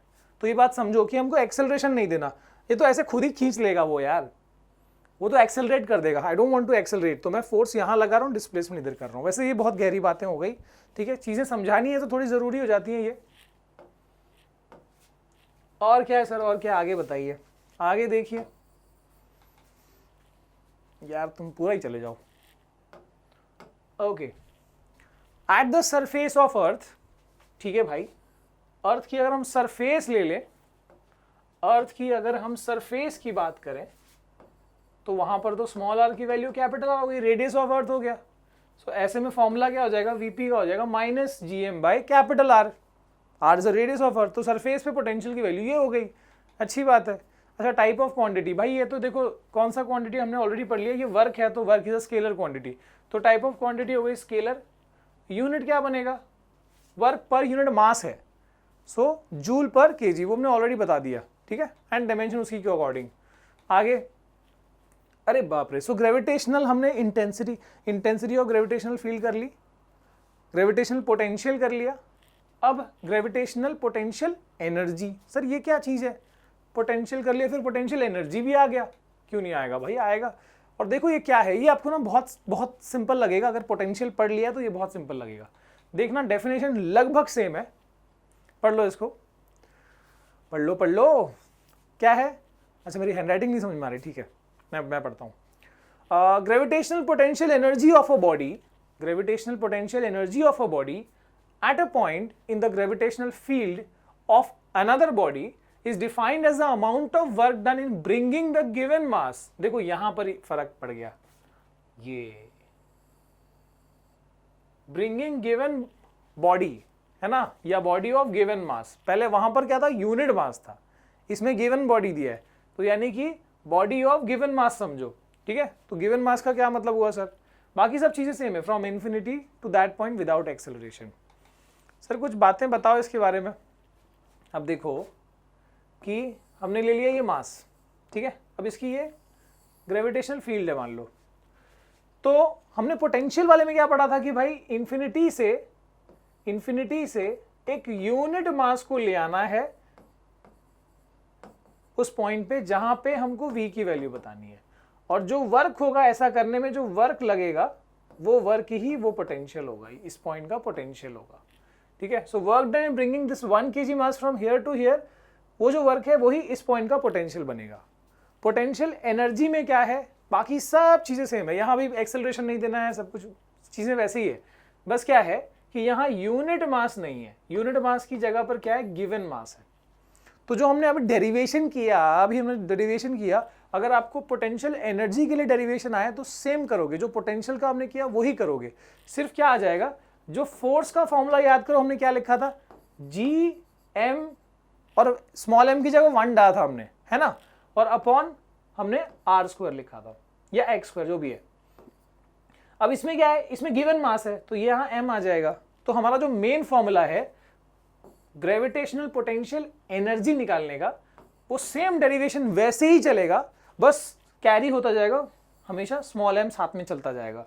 तो पोटेंशियल का फॉर्मूला क्या मिला था, पोटेंशियल का फॉर्मूला मिला था -gm बाई स्मॉल r, इसमें क्या आएगा, -gm बाई स्मॉल r तो आएगा, साथ में ये जो गिवन मास का m है वो भी लग जाएगा, बस यही है सर, पोटेंशियल को हम V से रिप्रेजेंट करते हैं, पोटेंशियल एनर्जी को U से रिप्रेजेंट करते हैं। देखो U is equal to minus G M M, देखो ये एक्स्ट्रा आ गया, बाकी इतनी तो V ही है, ये तो पूरा V ही है, तो हम लिख सकते हैं ना, तो हम लिख सकते हैं U is equal to V into M, वही तो लिखा है। मिटाओ भाई मिटाओ, कचरा कर दिया आपने। अच्छा, तो यानी कि इतना जो पार्ट है, क्योंकि वो V ही है, तो हमने U और V का रिलेशन निकाल दिया। ये हो गया पोटेंशियल और ये हो गया potential energy at that point. ठीक है, अब सिंपल सी बात है, एक चीज और देखो, ये अपना मास है, ठीक है। अच्छा, ये मास है और हमको इस पॉइंट पे ग्रेविटेशनल पोटेंशियल एनर्जी बताना, ये वाली पॉइंट पे, तो क्या वो कांस्टेंट होगा, एक ही फिक्स होगा? नहीं यार, अगर हमको वहां पर 2 किलो का मास ले आना है तो पोटेंशियल एनर्जी उस पॉइंट पे अलग होगी, अगर हमको 5 किलो का मास ले आना है तो पोटेंशियल एनर्जी अलग होगी। पोटेंशियल की वैल्यू तो फिक्स है, पर पोटेंशियल एनर्जी तो भाई वो गिवन मास पे भी डिपेंड कर रहा है ना। आ गई बात समझ में? उम्मीद करता हूं आ गई होगी, बाकी तो सिंपल है। तो हमने अब तक क्या क्या चीजें पढ़ ली, थोड़ा रिलेट कर लो, ध्यान कर लो। हमने क्या क्या पढ़ा? एक ग्रेविटेशनल इंटेंसिटी, मैं ऐसे लिखता हूं ग्रेविटेशनल इंटेंसिटी। तो क्या है gravitational intensity? It is force on unit mass, force per unit mass. Force vector है, ये भी वेक्टर बन गया, ठीक है। दूसरा हमने क्या पढ़ा? ग्रेविटेशनल पोटेंशियल, जिसको हम V से रिप्रेजेंट करते हैं, it is work done unit per unit mass, है ना, work done per unit mass. इसका हमने एक्चुअल फॉर्मूला भी निकाल लिया, F is equal to minus G M by small R. और एक ग्रेविटेशनल पोटेंशियल एनर्जी पढ़ा, जिसको हम U से रिप्रेजेंट करते हैं, and it is work done in bringing a unit mass from infinity to that point, unit mass नहीं, given mass from infinity to that point without acceleration. तो यहां पर क्या है, बाकी चीजें सब सेम है, minus G M M by R, जो पोटेंशियल का वो तो आएगा ही, साथ में गिवन मास का एम आ जाएगा। So U is equal to V into M, ये हमने निकाल दिया, ठीक है। और इसके अलावा ये क्या है, ये अपना एनर्जी है, ये पोटेंशियल है, वर्क डन से जुड़ा हुआ है, तो दिस विल बी स्केलर। ये दोनों क्या है, स्केलर है, और ये वेक्टर है। और ये सारी चीजें किसी मास के ग्रेविटेशनल फील्ड के पॉइंट के बारे में बता रहा है ना। तो यहाँ का इंटेंसिटी क्या है, यहाँ का पोटेंशियल क्या है, किसी मास, अगर कोई मास रखा है तो पोटेंशियल एनर्जी क्या है, ये सारी चीजें हमने निकालनी सीख ली। अब सर ये आगे काम आएंगी, ऑब्वियस सी बात है आगे काम आएंगी। आगे देखते हैं change in potential energy. Change in potential energy को mgh से हम लिखते हैं। आपको याद है हमने 9th में पोटेंशियल एनर्जी का फॉर्मूला पढ़ा था, mgh। किसी हाइट पे अगर हम कोई चीज़ रख रहे हैं तो उसका पोटेंशियल एनर्जी mgh। तो उसमें हम मतलब बेसिकली ग्राउंड लेवल से कैलकुलेशन करते हैं, उसमें हम सेंटर से नहीं करते हैं, है ना। तो वो चीज़ कैसे आई, फॉर्मूला mgh कैसे आया वो देखते हैं हम। सो पहले तो change in potential energy, if a body is move from surface of earth to height h। चलो भाई उसको भी कर लेते हैं, इसको क्यों बेचारे को दुखी करें, इसको भी हम कर लेते हैं। तो अपना मान लो अर्थ है, वाह क्या बना दिया मैंने। तो सरफेस ऑफ अर्थ से हम एक बॉडी को मूव कर रहे हैं और उसको h जितनी हाइट पे ले जा रहे हैं। h, ये बंदा नहीं दिख रहा कोई सो h जितनी हाइट पे हम ले जा रहे हैं, ठीक है। अच्छा, तो यहां पर पोटेंशियल एनर्जी मैं उसको लिखूंगा इनिशियल पोटेंशियल एनर्जी, और इधर जो होगा वो होगा फाइनल पोटेंशियल एनर्जी, फाइनल, ठीक है। कितना होगा सर पोटेंशियल एनर्जी का? अभी अपने फॉर्मूला पढ़ा था ना, क्या था वो पोटेंशियल एनर्जी का फॉर्मूला, देख लो, minus G M M by R, ठीक है। तो फिर बस यही लगा देंगे हम यहाँ पर, पोटेंशियल एनर्जी का फॉर्मूला लगा देते हैं। तो इनिशियल कितना हो जाएगा, इनिशियल हो जाएगा, अब ये डिस्टेंस देखो, सरफेस पे डिस्टेंस तो कैपिटल आर ही है, ठीक है। यहाँ पर डिस्टेंस कितना हो जाएगा, आर प्लस एच हो जाएगा। तो मैं वही लिख देता हूँ इस पॉइंट के लिए फिलहाल, initial potential minus G M small M, जो मास है बॉडी का वो एम ले लेते हैं हम, so G M M by R, और फाइनल कितना हो जाएगा, minus G M M by, क्या डिस्टेंस है इसका, आर प्लस एच। तो ये देखो फाइनल, ये हो गया इनिशियल। हमको निकालना है चेंज, यानी डिफरेंस निकालना है, फाइनल माइनस इनिशियल। चलो थोड़ा अभी इज्जत से लिखते हैं यहाँ पर। So change in potential energy is equal to final potential energy minus initial potential energy. So that will be equal to, कितना है फाइनल, फाइनल है minus GMM by R plus H, minus initial कितना है minus GMM bye are. अब ये minus minus plus हो गया, इधर माइनस है तो मैं इसको प्लस को इधर लिख देता हूँ, चलो इसको पहले लिख देता हूँ। तो ये हो जाएगा plus GMM by R, minus तो यहाँ पर है भाई, एक्चुअल माइनस तो इसी में है, GMM by R plus H. अब जो कॉमन है वो निकाल लो, कॉमन को बाहर निकाल लो, ये हो जाएगा GMM और इधर बचेगा 1 बाय आर माइनस यहाँ बचेगा 1 बाय आर प्लस एच। इसमें से मैं 1 बाय आर को कॉमन निकाल लेता हूँ, 1 बाय आर को बाहर निकाल लेता हूँ, तो ये हो जाएगा GMM बाई कैपिटल आर, और इधर 1 बाय आर तो है ही तो यहाँ पर 1 बचेगा, और जहाँ 1 बाय आर नहीं है उधर पे हम क्या कर सकते हो, ऊपर आर डाल दो। ठीक है सर, ये स्टेप समझ नहीं आया, समझ नहीं आया तो आर को फिर अंदर भेजो, ये आर नीचे जाएगा, ये 1 बाय आर हो जाएगा, और इधर जाएगा तो ये ऊपर का आर कैंसिल हो जाएगा, फिर जो था वही बच जाएगा। ठीक है, सो बेसिक लॉजिक है भाई, है ना। आर को अंदर भेजो, अगर कंफ्यूजन है तो 1 बाय आर को फिर अंदर भेजो, पता चल जाएगा क्या किया हमने। ओके देन अब सर क्या करें इब इसके स्टेप के बाद, तो इसमें ना इसको मैं ना अभी रिवर्स करता हूँ, ऊपर ले जाता हूँ। ठीक है, ऊपर कैसे लिख सकता हूँ मैं इसको, सो दिस विल बी यानी delta U will be change in potential energy, देखो क्या आएगा GMM बाई आर है, और ये अंदर 1 माइनस, इसको मैं उल्टा लिखता हूं, उल्टा लिखूंगा तो क्या दिखेगा, तो ये दिखेगा R plus H by R. Sir ऐसे कैसे उल्टा लिख सकते हो यार, लिख सकते हैं, रेस टू -1 डाल दिया मैंने, -1 डाल दिया ना, तो उल्टा लिख सकते हैं हम। ओके सो अब ये क्या हो गया, अब ये हो गया GMM बाई आर, यहां पर बचा 1 माइनस, अब देखो इसको हम कैसे लिख सकते हैं, आर डिनोमिनेटर को स्प्लिट कर दो, तो R बाय आर यानी 1, और ये plus H by R raise to -1। मैंने बताया था बाइनोमियल एक्सपेंशन का स्पेशल फॉर्म, यानी कि अगर आपके पास a प्लस बी का फॉर्मेट है, रेस टू कुछ भी पावर है, इसमें एक टर्म 1 है और दूसरा टर्म जो है इट इज स्मॉलर देन 1, तो ये कुछ भी पावर जो है दूसरे टर्म के साथ मल्टीप्लाई हो जाता है ना, special form of binomial expansion जो हम फिजिक्स में अक्सर यूज करते हैं। तो यहां पर देखो एक टर्म 1 है, यस एक टर्म 1 है, दूसरा टर्म बिकॉज जो हम हाइट ले रहे हैं वो रेडियस से कम ही होगा अक्सर, है ना, हम रेडियस ऑफ अर्थ से बहुत ज़्यादा हाइट नहीं लेंगे, ये जो h है वो r के मुकाबले काफ़ी कम होगा। सो अगर h r से कम है तो यहाँ पर h बाय आर क्या होगा, लेस देन 1 हो जाएगा। तो ये अपना काम बन गया, ये जो फॉर्मेट है वो सेट हो रहा है।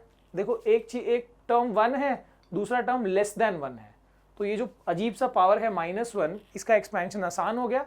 ये क्या करना है, बस वो दूसरे टर्म के साथ मल्टीप्लाई कर देना है, यानी यहाँ पर मल्टीप्लाई कर देना है, तो ये हो जाएगा अपना GMM बाई आर, और यहाँ पर क्या हो गया 1, इसको देखो ये माइनस आएगा तो क्या हो जाएगा 1 माइनस एच बाई आर हो जाएगा, फिर ये माइनस से अंदर डालेंगे तो क्या हो जाएगा, देखो ये तो -1 हुआ, और यहाँ जो माइनस एच बाई आर हुआ है फिर माइनस आएगा तो क्या हो जाएगा, वापस से ये प्लस एच बाई आर हो जाएगा। ये कैंसिल हो गया सर, और क्या बचा, और देखो क्या बचा है, सो दिस इज GMM, ये आ गया H, और ये R और नीचे का एक और R, ये हो गया R स्क्वायर। अब देखो अगर आपको याद हो या ना हो मुझे नहीं पता, स्मॉल g का फॉर्मूला क्या है, GM बाई आर स्क्वायर, पहली वीडियो देख लेना, GM बाई आर स्क्वायर। तो यानी ये देखो GM बाई आर स्क्वायर क्या हो गया, स्मॉल g हो गया, तो अपना फॉर्मूला क्या बन गया, m, ये g हो गया ना, g और ये h, mgh। So this is done यार, मजा आ गया। पॉज करो, लिखो, या फिर पॉज करो, स्क्रीनशॉट लो, और मैं थोड़ा पानी पी लूं। मजा आ रहा है यार, मजा आ रहा है। आप लोग बताओ मजा आ रहा है नहीं आ रहा है, मूड में हो गए तो मजा आएगा, नहीं तो फिर सजा होगा। चलो आगे बढ़े। जिंदगी झंड ना बन जाए, संभालो यारो। Okay, inertial and gravitational masses. Inertial और ग्रेविटेशनल मासेस, सर ये क्या है? आपने जो force and laws of motion 9th में पढ़ा होगा, force is equal to mass into acceleration. तो उसमें जो F is equal to ma में जो मास यूज करते हो, वो मास जिसके ऊपर एक्सेलरेशन एक्ट करता है, या जो हम इनर्शिया के लिए यूज करते हैं लॉ ऑफ इनर्शिया में, कि कोई ऑब्जेक्ट रेस्ट में है तो रेस्ट में रहेगा, मोशन में है तो मोशन में रहने की कोशिश करेगा बाय लॉ ऑफ इनर्शिया। ठीक है, तो वो जो मास हम वहां यूज करते हैं, ठीक है, दैट इज मतलब जो हम एक्सेलरेशन, वो मास जिसपे एक्सेलरेशन के लिए हम काम करते हैं कि हाँ भाई इतना मास है, इतना फोर्स लगाया तो इतना एक्सेलरेशन प्रोड्यूस होगा, तो वो जो मास है वो इनर्शियल मास होता है। ग्रेविटेशनल वाला मास कहां पर यूज करते हैं हम, मतलब ये कंसेप्ट कहां पर यूज करते हैं? Weight is equal to mass into gravity, W equal to mg, first part में हमने पढ़ा है। तो यहां जो मास यूज हुआ ग्रेविटेशन वाले में, वो ग्रेविटेशनल मास होता है। सर ये तो क्या बात कर रहे हो सर, एक ही तो होता है ये मास, एक ही होता है, बस थोड़ा हम उसको यूज करेंगे थोड़ा अलग तरीके से। देखो, mass of a body is the quantity of matter possessed by it, यानी किसी ऑब्जेक्ट में कितना मैटर है, इसके अंदर कितने पार्टिकल्स है, उसी से इसका मास डिटरमाइन होता है। चलो सही है, आगे। Inertial mass of the body is equal to the magnitude of external force required to produce unit acceleration in the body. ठीक है, मतलब इनर्शियल मास क्या होता है, जैसे ये इसका मास अगर मैं m कह रहा हूं, तो इस m पे कितना फोर्स रिक्वायर्ड होगा, कितना फोर्स रिक्वायर्ड होगा to produce acceleration of 1 metre per second square. ठीक है, तो जितना फोर्स रिक्वायर्ड होगा वही, उसी फोर्स को हम क्या बोलते हैं, इसका इनर्शियल मास कहेंगे। ठीक है, मतलब मान लो कि मुझे m नहीं पता इसका, बस ये मास पता है कि हाँ ये एक मास है, पर उसकी वैल्यू नहीं पता, तो बस मैं इनर्शियल मास निकालना सिंपल है कि उस पर आपको कितना फोर्स लगाना होगा कि वो ये एक्सेलरेशन प्रोड्यूस करे, और वो जो फोर्स की वैल्यू होगी वही इसका इनर्शियल मास होगा, इनर्शियल मास होगा, याद रखना। ओके, और क्या सर? ग्रेविटेशनल, ये गोची को मिटाओ पहले। यस, सो ग्रेविटेशनल मास क्या है? Gravitational mass is defined as the magnitude of gravitational pull experienced by the body in a gravitational field of unit intensity। ठीक है, मैग्नीट्यूड ऑफ, देखो क्या है ग्रेविटेशनल मास, क्या होता है? इनर्शियल मास तो समझ में आ गया, ग्रेविटेशनल मास क्या है? It is defined as the magnitude of gravitational pull experienced by the body in gravitational field of unit intensity. तो ऐसे ग्रेविटेशनल फील्ड में, ठीक है, मान लो ये बॉडी, ये एक मास है, इसका एक ग्रेविटेशनल फील्ड है, तो ऐसे ग्रेविटेशनल फील्ड में जहां का इंटेंसिटी का वैल्यू क्या है, 1 है। ठीक है, तो ऐसे ग्रेविटेशनल फील्ड में हम अब क्या कर रहे हैं, देखो अगेन देखो, is defined as the magnitude of gravitational pull, मतलब जब हम एक मास रख रहे हैं यूनिट इंटेंसिटी वाले में, तो उस पर कितना ग्रेविटेशनल फोर्स एक्सपीरियंस हो रहा है, ग्रेविटेशनल पुल कितना है उसके ऊपर। ठीक है, so that is called gravitational mass of the body. ठीक है, gravitational mass of W is equal to mg, तो उसमें जो हम m यूज करते हैं वो क्या होता है, ग्रेविटेशनल मास होता है। सर इसका हमको कितना यूज करना है, क्या यूज करना है, बस ये फिलहाल अपना ध्यान रखो कि इसको डिफरेंस समझना। ठीक है, मतलब यहाँ पर जो हम यूज करते हैं और यहाँ पर मतलब न्यूमेरिकली हम इसको वैल्यू सेम ही लिखते हैं। ठीक है, बस ये कंसेप्ट के लिए हम इसको ग्रेविटेशनल मास लिख रहे हैं। ऐसा देखो यहाँ पर, अब हाँ यहाँ पर जो डिफरेंस है, जो छोटा सा डिफरेंस है, वो यहाँ पर हम देखो लिख रहे हैं, gravitational mass is affected by presence of other bodies. Gravitational mass is affected by presence of other bodies. जैसे कि अगर मान लो कि यहाँ पर हमने ये बॉडी रखी है, अर्थ है, इधर अर्थ है, और अगर कोई दूसरा और प्लैनेट आ गया यहीं पर ऊपर, मान लो एक दूसरा नजदीक प्लैनेट आ गया, तो इसके ग्रेविटेशनल मास पे डिफरेंस, ग्रेविटेशनल मास डिफरेंस आएगा। ठीक है, तो किसी और बॉडी के प्रेजेंस में ग्रेविटेशनल मास में डिफरेंस आता है। ठीक है, whereas the inertial mass remains unaffected, जो इनर्शियल मास है उस पर कोई असर नहीं पड़ेगा। बस इतना, ये जो है यही प्राइम डिफरेंस है इसके बीच में। आगे देखते हैं sir, centre of gravity. Centre of mass तो हमने पढ़ा है सर, सेंटर ऑफ मास क्या होता है पूरे, नहीं हमने, हाँ रोटेशनल वाले में। सो कोई भी बॉडी का मतलब उसको बैलेंस करने के लिए हम एक पॉइंट ऑब्टेन कर सकते हैं। पूरे मास का एक सेंट्रल, एक कॉन्सेंट्रिक एक पॉइंट, मतलब हर जगह पार्टिकल है ऑब्वियसली, लेकिन वो सब मास का एक कॉन्सेंट्रिक पॉइंट हम अज्यूम कर सकते हैं, केंद्र पॉइंट अज्यूम कर सकते हैं, उसको सेंटर ऑफ मास कहते हैं। But sir centre of gravity क्या है वो तो बताइए। सो देखो सेंटर ऑफ ग्रेविटी क्या है। Center of gravity of a body placed in the gravitational field is that point where the net gravitational force of the field acts। ठीक है, मतलब कि जैसे ये बॉडी है, आलू पकौड़े जैसे जो भी शेप है इसका, ठीक है, तो सेंटर ऑफ ग्रेविटी क्या होता है कि वो पॉइंट जिसके ऊपर नेट ग्रेविटेशन, मान लो यहां पर एक, मतलब ये जिस धरती पर, जिस प्लैनेट पर है, ठीक है, तो उसके ऊपर नेट ग्रेविटी कहां पर एक्ट कर रही है, नेट ग्रेविटेशनल फोर्स कहां पर एक्ट करता है उसके ऊपर, ठीक है, that is called centre of gravity of this body. जरूरी नहीं कि यू हैव अ प्लैनेट और समथिंग, बट नॉर्मली भी ग्रेविटेशन फोर्स बोला गया ना, तो नॉर्मली जैसे मान लो कि ये एक बॉडी है, ये दूसरा बॉडी है, तो ये इसके ऊपर जो फोर्स एक्सर्ट कर रहा है वो कौन सी लाइन में, किस पॉइंट पे एक्सर्ट कर रहा है। मान लो यहां वाली पॉइंट पे फोर्स एक्सर्ट हो रहा है, इसका यहां वाली पॉइंट पे फोर्स एक्सर्ट हो रहा है, तो ये इसका ग्रेविटेशनल सेंटर ऑफ ग्रेविटी हुआ, ये इसका सेंटर ऑफ ग्रेविटी हुआ। ठीक है, अच्छा सर सेंटर ऑफ मास और सेंटर ऑफ ग्रेविटी सेम ही होते हैं क्या?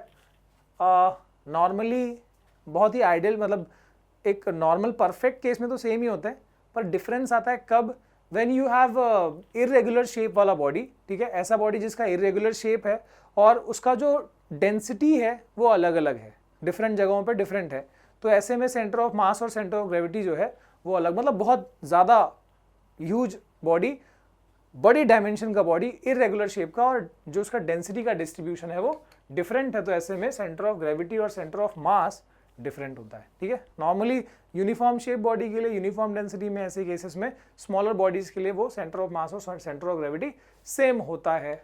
आगे देखें, सैटेलाइट, ओहो सैटेलाइट आ गया भाई अपना। सैटेलाइट तो भाई पता ही है आपको, सिर्फ ऐसा नहीं कि यही सैटेलाइट होता है, ये तो आर्टिफिशियल है ना, इसके अलावा मून भी हमारा नेचुरल सैटेलाइट है। तो सैटेलाइट के बारे में दो बहुत अहम चीज़ें पढ़नी है हमको यहाँ पर, वैसे तो और भी चीज़ देखेंगे, बट यहाँ पर ऑर्बिटल स्पीड और एस्केप स्पीड, ये यहाँ पर एक इंपॉर्टेंट चीज़ होगी जो हम देखेंगे। सो सैटेलाइट क्या है? A satellite is a body which is revolving continuously in an orbit around a comparatively larger body, comparatively much larger body। तो सैटेलाइट किसको बोलते हैं? कोई भी ऐसी बॉडी जो रिवॉल्व कर रही है, revolving continuously around a much larger body, यानी कि इसके कंपैरिजन में बहुत ज्यादा हैवी बॉडी के आसपास जब ये रिवॉल्व कर रही है तो इसको हम क्या कहेंगे? इसको सैटेलाइट कहेंगे। तो सर ऐसे तो ऐसा नहीं कि सिर्फ मून ही सैटेलाइट है हमारे अर्थ का, ठीक है, जिसको हम प्लैनेट कहते हैं, सो कॉल्ड जो प्लैनेट है वो भी सन के अराउंड में घूम रहा है। सो साइंटिफिकली हम, मतलब अकॉर्डिंग टू दिस डेफिनेशन, हम प्लैनेट्स को भी क्या कह सकते हैं? सन का सैटेलाइट बोल सकते हैं, यस कहा जा सकता है। ठीक है, लॉजिकली तो वो भी कहा जा सकता है। ठीक है, तो वही लिखते हैं, देखो यहाँ एग्जाम्पल दे दिया मैंने, moon is a satellite of earth, earth is a satellite of sun, आ गया ना। इसके बाद सैटेलाइट दो प्रकार के होते हैं, natural and artificial. Natural satellite, artificial satellite. Natural satellite में क्या है सर? अर्थ का नेचुरल सैटेलाइट है मून, उसके बाद जुपिटर का है। अब देखो ये जो है ना वैल्यूज कुछ साल पहले अलग, अभी अलग, तो ये वैल्यूज थोड़ा डिफर करती रहती है, बट मैं बता रहा हूँ जनरली जो मैंने जो डेटा निकाला उसके हिसाब से अर्थ का तो भाई एक नेचुरल सैटेलाइट है मून, वैसे जुपिटर के 79 मून्स और सैटर्न के 82 मून्स। आप गूगल करो, देखो अलग अलग वैल्यूज मिल जाएगी जुपिटर सैटर्न वाली। ओके, आर्टिफिशियल मतलब जैसे जैसे डिस्कवर होती है वो वैल्यूज थोड़ा बदल जाता है इधर उधर। आर्टिफिशियल सैटेलाइट में जो जैसे हमने बना के जो भेजा हुआ है ना, तो सबसे पहला सैटेलाइट था स्पुतनिक 1, जो कि रशिया ने भेजा था 4 अक्टूबर 1957। ठीक है, अच्छा इंडिया का कौन सा पहला सैटेलाइट था? तो इंडिया का पहला सैटेलाइट था आर्यभट्टा, पता होगा काफी लोगों को, और ये लॉन्च हुआ था 1975। देखो याद रखना आसान है, ये 57 है और ये 75 है। चलो स्पुतनिक 1 आर्यभट्टा। लेटर इंडिया के और भी बाद में बहुत सारे सैटेलाइट्स भेजे गए। ठीक है, इनफैक्ट हम तो अब एक्सपर्ट हो गए सैटेलाइट भेजने में। आपको पता होगा रॉकेट लॉन्चिंग हमारा इसरो का इतना ज़बरदस्त है कि दूसरे जो डेवलप्ड नेशंस है, यूएस, रशिया, वो लोग भी हमारे जो सैटेलाइट जो हम रॉकेट सेंड करते हैं उसके थ्रू वो लोग सैटेलाइट अपने सेंड करते हैं। तो भाई इतना भरोसा बढ़ गया, हमारा फेलियर रेशियो बहुत कम है उस मामले में ना। तो Bhaskar, Rohini, Apple, INSAT, IRS, ठीक है, और भी ऐसे कई सारे सैटेलाइट है जो इंडिया ने लॉन्च किए, ठीक है। और भाई हमारा इसरो तो भाई जिंदाबाद है ही। अब बहुत सारी चीज़ें अच्छी अच्छी हो रही है, काफ़ी चीज़ें, चाहे मार्स मिशन हो या बहुत कुछ हो, ठीक है। आगे देखते हैं भाई, आगे देखते हैं, चलो आगे क्या है। हाँ, प्रिंसिपल ऑफ लॉन्चिंग है सैटेलाइट।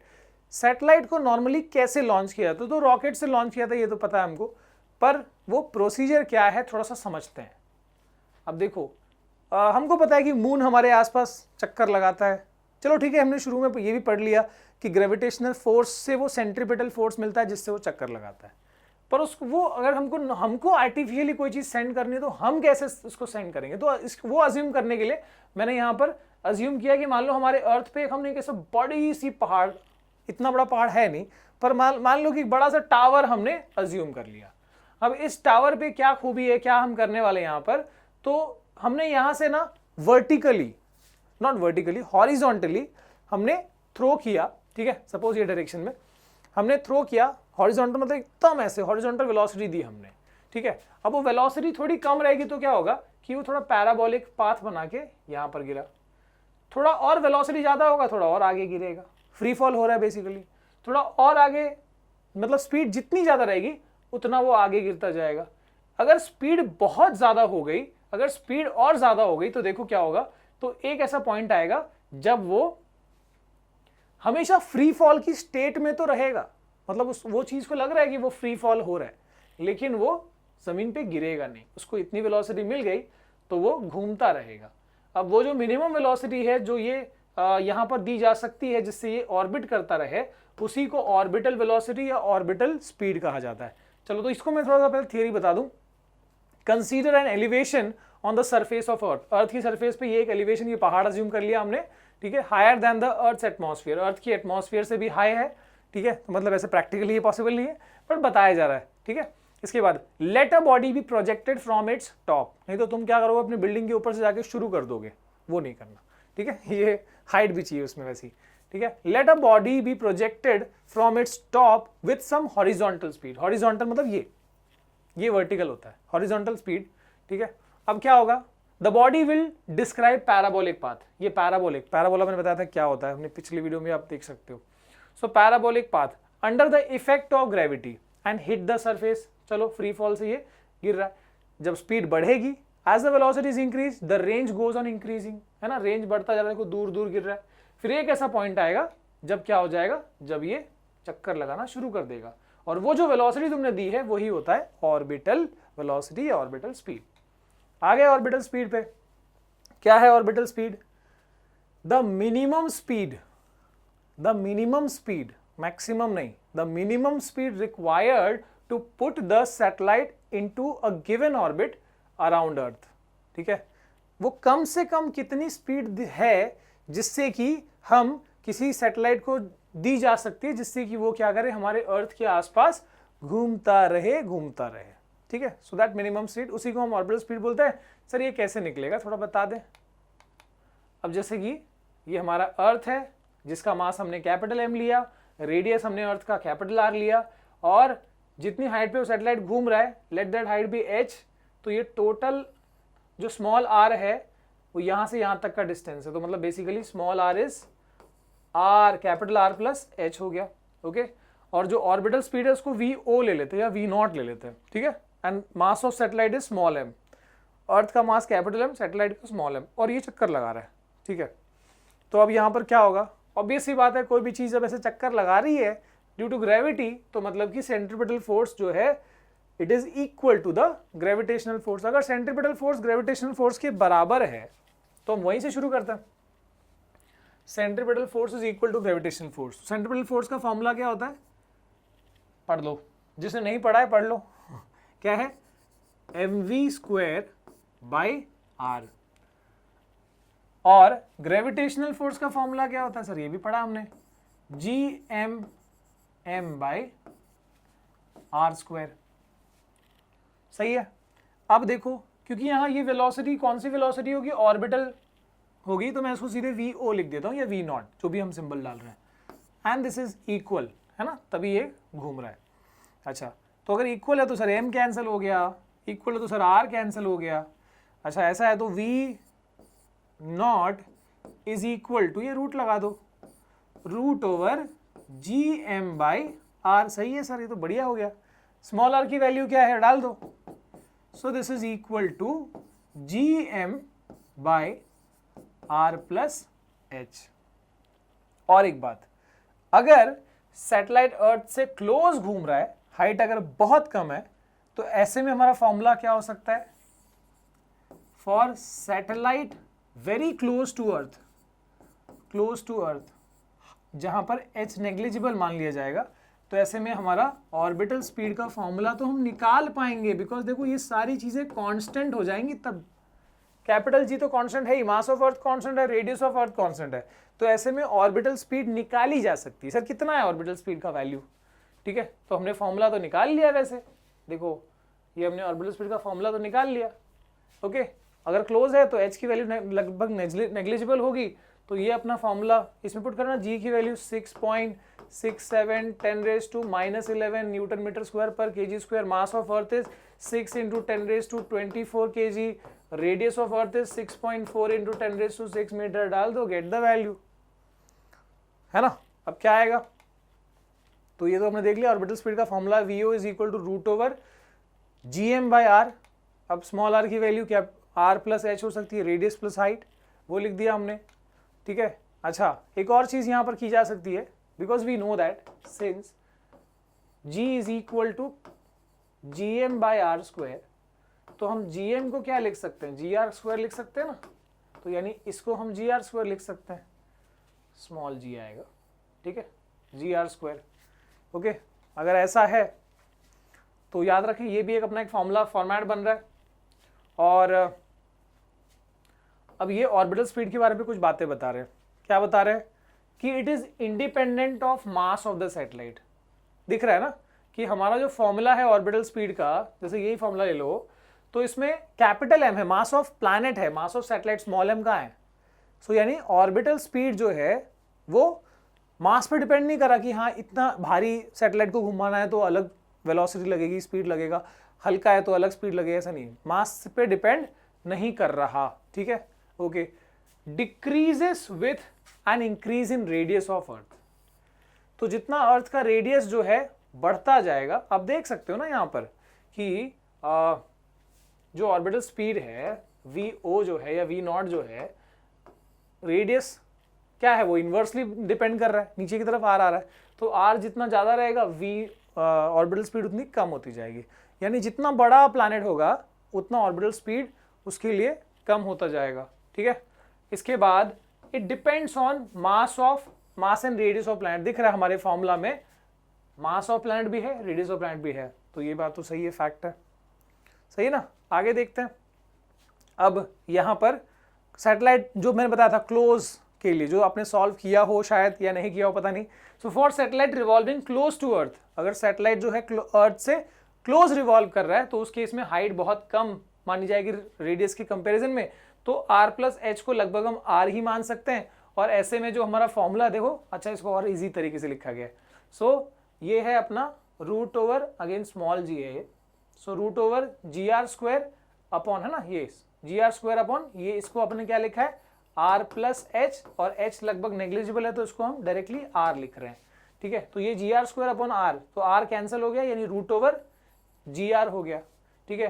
सो यानी 9.8 इंटू रेडियस कर लो, और उससे जो वैल्यू आ रही है देखो यहाँ पर, याद रखना, for satellite revolving very close to earth the orbital speed is 7.92 kilometre per second, लगभग 8 किलोमीटर पर सेकेंड, ठीक है। अगर कोई सैटेलाइट को अर्थ से क्लोज घुमाना है तो उसकी ऑर्बिटल स्पीड ये देनी होगी, ओके। नॉर्मली सैटेलाइट को लॉन्च करने के लिए क्या किया जाता है, 2 रॉकेट सिस्टम जो मिनिमम यूज होता है। एक रॉकेट सैटेलाइट को उस हाइट तक ले, वैसे टावर तो होगी नहीं ना उतनी हाइट तक की, तो एक रॉकेट जो है सैटेलाइट को उस हाइट तक ले जाएगा, और दूसरा रॉकेट उसको ये जो वेलोसिटी देनी है हमको हॉरिजॉन्टल वो देगा। आगे देखते हैं time period of satellite. What is time period of satellite? The time taken by satellite to complete one revolution. एक चक्कर लगाने में जो टाइम लग रहे हैं उसको टाइम पीरियड बोलेंगे, है ना। तो क्या होगा सर वो? अरे सिंपल है, मान लो कि अपना जो ये मान लो दिस इज अ प्लैनेट, ठीक है, ऐसे घूम रहा है। अगर ये जो डिस्टेंस है आर है, स्मॉल आर है, तो ये चक्कर लगाने का लेंथ कितना हो गया, डिस्टेंस कितना हो गया, टोटल डिस्टेंस एक चक्कर का हो गया 2 पाई आर हो गया। और ये डिस्टेंस के जो टाइम लग रहा है वो टाइम है टी। तो speed is equal to distance upon time. हमको टाइम निकालना है, तो टाइम क्या हो जाएगा, डिस्टेंस अपॉन स्पीड, सही ना। स्पीड ऑर्बिटल स्पीड है उसका, ओके। तो इसको पहले मिटाओ। So time is equal to distance upon speed, यानी 2 pi R upon V naught हो गया, ओके। अब इसको हम कैलकुलेट, इसमें हम अब वैल्यूज डाल सकते हैं, वी नॉट की वैल्यू डाल सकते हैं आप।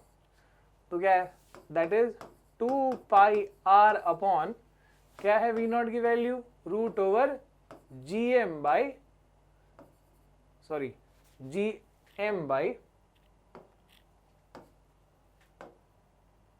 आर, ठीक है। ये आ गया अपना।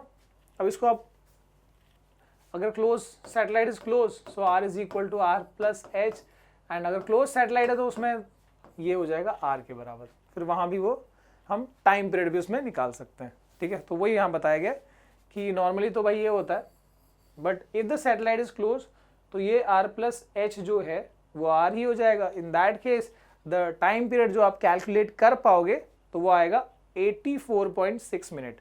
सो for satellite revolving close to earth the time period will be 84.6 minute. आगे देखें सर, ऑल्टीट्यूड और height of the satellite above the earth surface. Height कैसे निकाला जा सकता है सर? देखिए, तो time period is equal to 4 T square is equal to 4 pi square are plus H cube और अपॉन ये कहां से आया सर? सर ये कैसे आया? सर ये कैसे आया, देखते हैं। तो इसमें देखो, यही बताता हूं, चलो। तो अपना फॉर्मूला क्या था?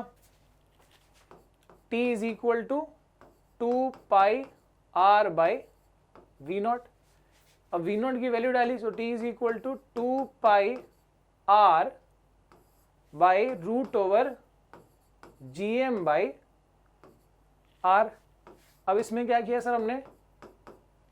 सो 2 पाई स्मॉल आर को हम क्या लिख सकते हैं, आर प्लस एच अपॉन ये कितना है, अगेन यहां भी जी एम बाई क्या लिखेंगे, आर प्लस एच। अब यहाँ रूट है तो स्क्वायर लगा दिए, सब में रूट है तो स्क्वायर लगा दिया, तो क्या हो जाएगा, T square is equal to 4 pi square, और ये हो जाएगा R plus H the whole square, और ये नीचे रूट हट गया तो ये हो गया G M by R plus H. अब ये ऊपर भेजोगे तो क्या आ जाएगा, क्यूब हो जाएगा। So T square is equal to 4 pi square और ये R plus H the whole cube by G M, ठीक है। देखो यहां पर, और जी एम को हम क्या लिख सकते हैं, जी एम को हम जी आर स्क्वायर लिख सकते हैं, है ना। तो वही लिखा है यहां पर टाइम पीरियड का, ठीक है। अब इससे हम हाइट कैसे निकाल सकते हैं सर? हाइट कैसे निकाल सकते हैं? बस अब इसको अरेंज करते जाओ, इसको यहाँ भेज दो, फेंक दो इसको इधर, ठीक है। ये सब नीचे आ जाएगा। सो बेसिकली ये टी स्क्वायर आर स्क्वायर जी, और ये इधर नीचे आ गया, ये हो गया अपना 4 पाई स्क्वायर, और ये क्या है, h plus R the whole cube. अब क्यूब को वहां भेजो, क्या हो जाएगा, क्यूब रूट हो जाएगा इधर पे, ठीक है। और h का फॉर्मूला चाहिए आपको, r को वहां भेज दो। So basically h will be equal to T square R square G by 4 pi square, इसका क्यूब रूट, और ये r वहां प्लस r है, उधर गया तो माइनस r, ठीक है। देखो बिल्कुल वही आया भाई, क्या बात है, मजेदार। आगे देखें, आगे देख लेते हैं। सो ये हो गया अपना हाइट का फॉर्मूला। कभी हाइट निकालना हुआ तो ये कमाल लगा लेना, ठीक है। आगे angular momentum. Sir angular momentum कैसे निकलेगा, एल कैसे निकल सकता है? एंगुलर मोमेंटम का फॉर्मूला होता है एम वी आर, ठीक है, एम वी आर। अब वी अपना ऑर्बिटल वाला है, है ना, एंगुलर मोमेंटम ऑफ सैटेलाइट की बात हो रही है, ये सब सैटेलाइट के हिसाब से बात हो रहा है, ठीक है। सो डाल दो यहाँ पर v की वैल्यू क्या है, √gm/r, सो दैट इज अब √gm/r डाल दिया वहाँ पर। और ये कैसे आ गया सर, कर लो यार, तो ये हो गया m, v क्या है √gm/r इंटू r। अब दोनों को अंदर रूट के अंदर भेज दो तो स्क्वायर हो जाएगा ना। सो दिस इज √gm/r और ये हो जाएगा m² r²। अब एक r कैंसिल हुआ, फॉर्मूला क्या बन गया, √gm m² r हो गया। और क्या है सर, जल्दी बताओ क्या है, फटाफट बताओ। तो देखो ये तो हो गया अपना एंगुलर मोमेंटम। अगर आपको निकालने आया कि find the angular momentum of satellite, ऐसे निकाल लेना, satellite revolving around planet around earth. अच्छा एनर्जी का भी आ सकता है sir, energy of orbiting satellite. तो ये अपना मान लो प्लैनेट है, दिस इज अ सैटेलाइट, ये रिवॉल्व कर रहा है, तो इसके पास ऑब्वियसली मोशन है, तो काइनेटिक एनर्जी भी होगा 12mv², और साथ में ये इसकी फील्ड में है, तो फील्ड में है तो यहाँ पर ग्रेविटेशनल पोटेंशियल एनर्जी भी होगा, है ना, हमने पढ़ा पोटेंशियल एनर्जी। तो potential energy plus kinetic energy दोनों को ऐड करोगे तो आएगा टोटल एनर्जी। तो सर यही लिखते हैं ना, energy of satellite is total energy which is potential plus kinetic. Sir kinetic का तो फॉर्मूला हमको पता है 12mv², जिसमें v की वैल्यू हम डाल देंगे √gm/r। पोटेंशियल का क्या है याद करो, अरे पढ़ा ना अपन ने यार, ऐसा कैसा। ग्रेविटेशनल पोटेंशियल का फॉर्मूला क्या था, -G∩M, है ना, G∩M/r, ये था पोटेंशियल का। पोटेंशियल एनर्जी का क्या होता है ना, U का फॉर्मूला, अरे आज ही के लेक्चर में हमने किया, याद करो, ग्रेविटेशनल इंटेंसिटी पढ़ा, फिर पोटेंशियल एनर्जी, ये फॉर्मूला है ना। तो बस अभी इसको हमको वैल्यू डालनी है एंड उसको ऐड करते जाना। तो याद रखो क्या है ये, -Gmm/r और ये है 12mv²। चलो इसको कर लेते हैं। तो टोटल एनर्जी ये कैसे आया करते हैं। So T is equal to potential plus kinetic, this is 12mv² ना, तो डाल दो यहाँ पर 12m और v की वैल्यू है √gm/r इसका स्क्वायर, और पोटेंशियल कितना है -Gmm/r। ऐड कर लिया, कैसे ऐसे थोड़ी ऐड करोगे, पहले सिंप्लीफाई कर लो। सो ये तो स्क्वायर और रूट हट गया, तो यानी ये हो गया gm, और ये स्मॉल m भी है यहाँ पर, है ना, ये रूट हट गया स्क्वायर के साथ, तो ये gm, ये स्मॉल m और यहाँ नीचे 2r, या फिर यस, सो ये हो गया अपॉन 2r, ठीक है। और ये अपना पोटेंशियल -Gmm/r, ये हमको उसको ऐड करना है। अब देखो डिनोमिनेटर सेम कर देते हैं, ये 2r है, यहाँ r है, तो इंटू 2 डिवाइड बाई 2 कर दिया, ठीक है, multiply by 2 divide by 2, denominator same हो गया, तो नीचे डायरेक्टली 2r लिख देता हूँ, और ये कितना हो गया -2gmm, और यहाँ पर है +gmm। तो बेसिकली देखो ये -2 + 1, देख लो -2 + 1 कितना आएगा, -1। सो -Gmm/2r ये अपना टोटल एनर्जी हो गया of the revolving satellite, and that is the case, ठीक है। स्मॉल r को क्या लिख सकते हैं, R + h। सही है, आगे देखें, पॉज करके कर लिया करो भाई, आगे देखते हैं। Okay, binding energy of the satellite.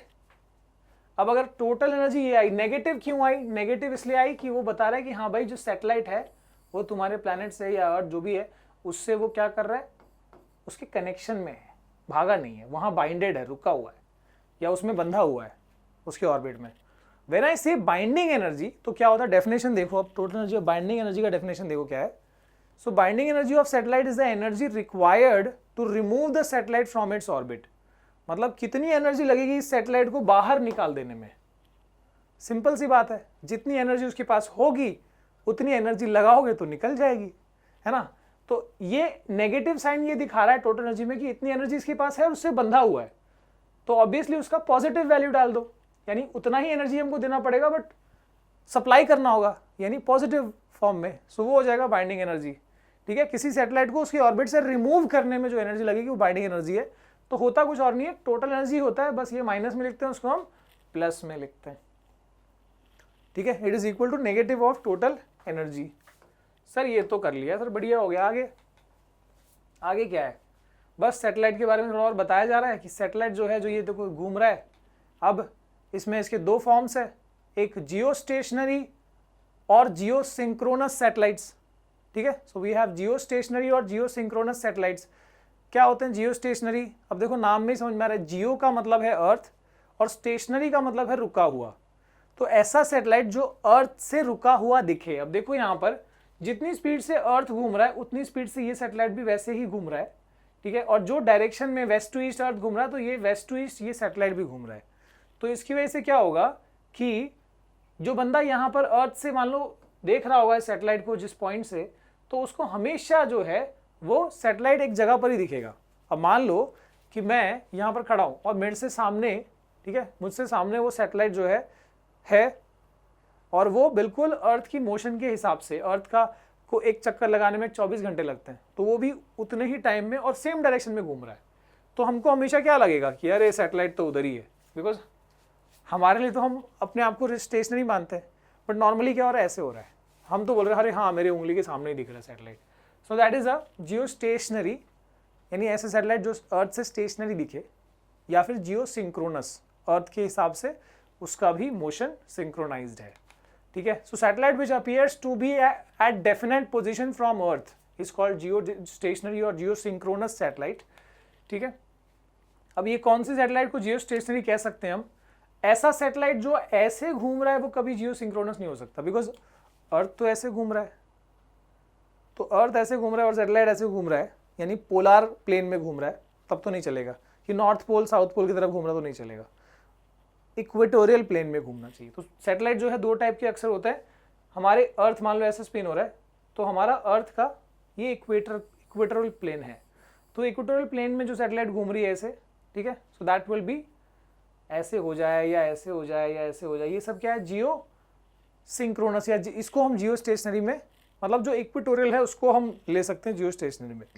अगर इक्वेटोरियल है तो आप बना सकते हो उसको जियो स्टेशनरी में। उसको स्पीड अर्थ के रोटेशन के बराबर का स्पीड देना होगा और डायरेक्शन जो है वेस्ट टू ईस्ट देना पड़ेगा, क्योंकि अर्थ भी वैसे ही घूम रहा है। लेकिन ये पोलार वाले फिर क्या ये सैटेलाइट किस काम में आते हैं सर? ये वेदर जो भी मीटियोलॉजिकल जो कहते हैं आप लोग, ठीक है, समुद्र में मछली है कि नहीं, ठीक है, कहीं का वेदर, वो सब चीज़ों के लिए ये काम आता है वेदर वाला। लेकिन कम्युनिकेशन सैटेलाइट जो होता है वो जियो स्टेशनरी वाला सैटेलाइट होता है, कम्युनिकेशन के लिए जो यूज़ होता है, ठीक है, वो सब चीज़ें। Okay, the time period is 20, obviously Jio stationery satellite है तो अर्थ का घूमने का टाइम है 24 आवर, एक चक्कर लगाता है, तो उसका भी जियो स्टेशनरी का भी कितना रहेगा, 24 आवर रहेगा। ओके, इसके बाद कितनी हाइट पे ज़्यादा रहता है वो, कितनी हाइट पे यूजुअली, दैट इज 3600 किलोमीटर, और स्पीड कितनी होती है 3.1 किलोमीटर पर सेकेंड। किसकी बात हो रही है? जियो स्टेशनरी सैटेलाइट्स की। और क्या, also called, so they are also called communication satellite. Geostationary satellite जो होते हैं, जो इस तरह के सैटेलाइट होते हैं, वो अक्सर कम्युनिकेशन के काम में आते हैं, so they are also called communication satellites. और सबसे पहला जो है कम्युनिकेशन सैटेलाइट किसने भेजा था? यूएसए ने भेजा था 1962 में। क्या था वो सैटेलाइट का नाम? टेलस्टार। और उसके बाद इंडिया की अगर हम बात करें तो इनसैट 2B, इनसैट 2C, ये सब क्या है, हमारे कम्युनिकेशन सैटेलाइट्स हैं। Okay, then polar satellites. Polar satellites कौन से होते हैं sir? They are remote sensing, मतलब ये वाले जो पोल्स पोलार प्लेन में घूमते हैं। अर्थ हमारा ऐसे घूमता है, तो ऐसे घूमने वाला इक्वेटोरियल प्लेन में रहेगा, उसको हम इक्वेटोरियल सैटेलाइट बोलेंगे, और जो पोल्स की तरफ से घूमेगा उसको पोलर सैटेलाइट। तो ये किस काम में आता है? रिमोट सेंसिंग में, वेदर फोरकास्टिंग, वैसी चीज़ों में काम में आता है। आगे सर एक और चीज़ बची हुई है, दैट इज एस्केप स्पीड। इसको हम, चलो ठीक है, एस्केप स्पीड या एस्केप वेलोसिटी कह लो। क्या होता है एस्केप वेलोसिटी? सो एस्केप वेलोसिटी वो वेलोसिटी होती है जिससे कि हम कोई भी ऑब्जेक्ट को ऊपर की तरफ हम उछालें, इतनी तेजी से उछालें। नॉर्मली हम क्या होता है, कोई चीज़ को थ्रो करेंगे वो वापस आ जाएगा हमारे पास, हाथ में आ जाएगा वापस। तो अगर हम इतना जोर से उछालें उसको कि सीधे अर्थ की ग्रेविटी से ही बाहर निकल जाए, तो वो जो स्पीड है वो जो कम से कम आपको ताकत लगानी होगी उसको ऊपर भेजने के लिए, उसमें जो आपने स्पीड दी है उसको, that speed is called escape speed. ज़्यादा से ज़्यादा तो आप कितना भी लगा सकते हो, but that minimum speed required to throw it outside the gravity of earth, that minimum speed is called escape speed. बस वही है, escape speed on earth is defined as a minimum speed with which a body has to be projected vertically upwards from the surface of earth so that it never returns on its own। surface of earth से फेंकना, ऐसा नहीं कि ऊपर जाके फेंकोगे आप, ठीक है, हवाई जहाज में जाके फेंकोगे, ऐसा नहीं। तो उसका फॉर्मूला क्या है सर, ये कैसे आया सर, इसको डिराइव तो करना पड़ेगा, बिल्कुल करना पड़ेगा। √2gm by capital R। अच्छा सर, चलो देखते हैं एस्केप स्पीड।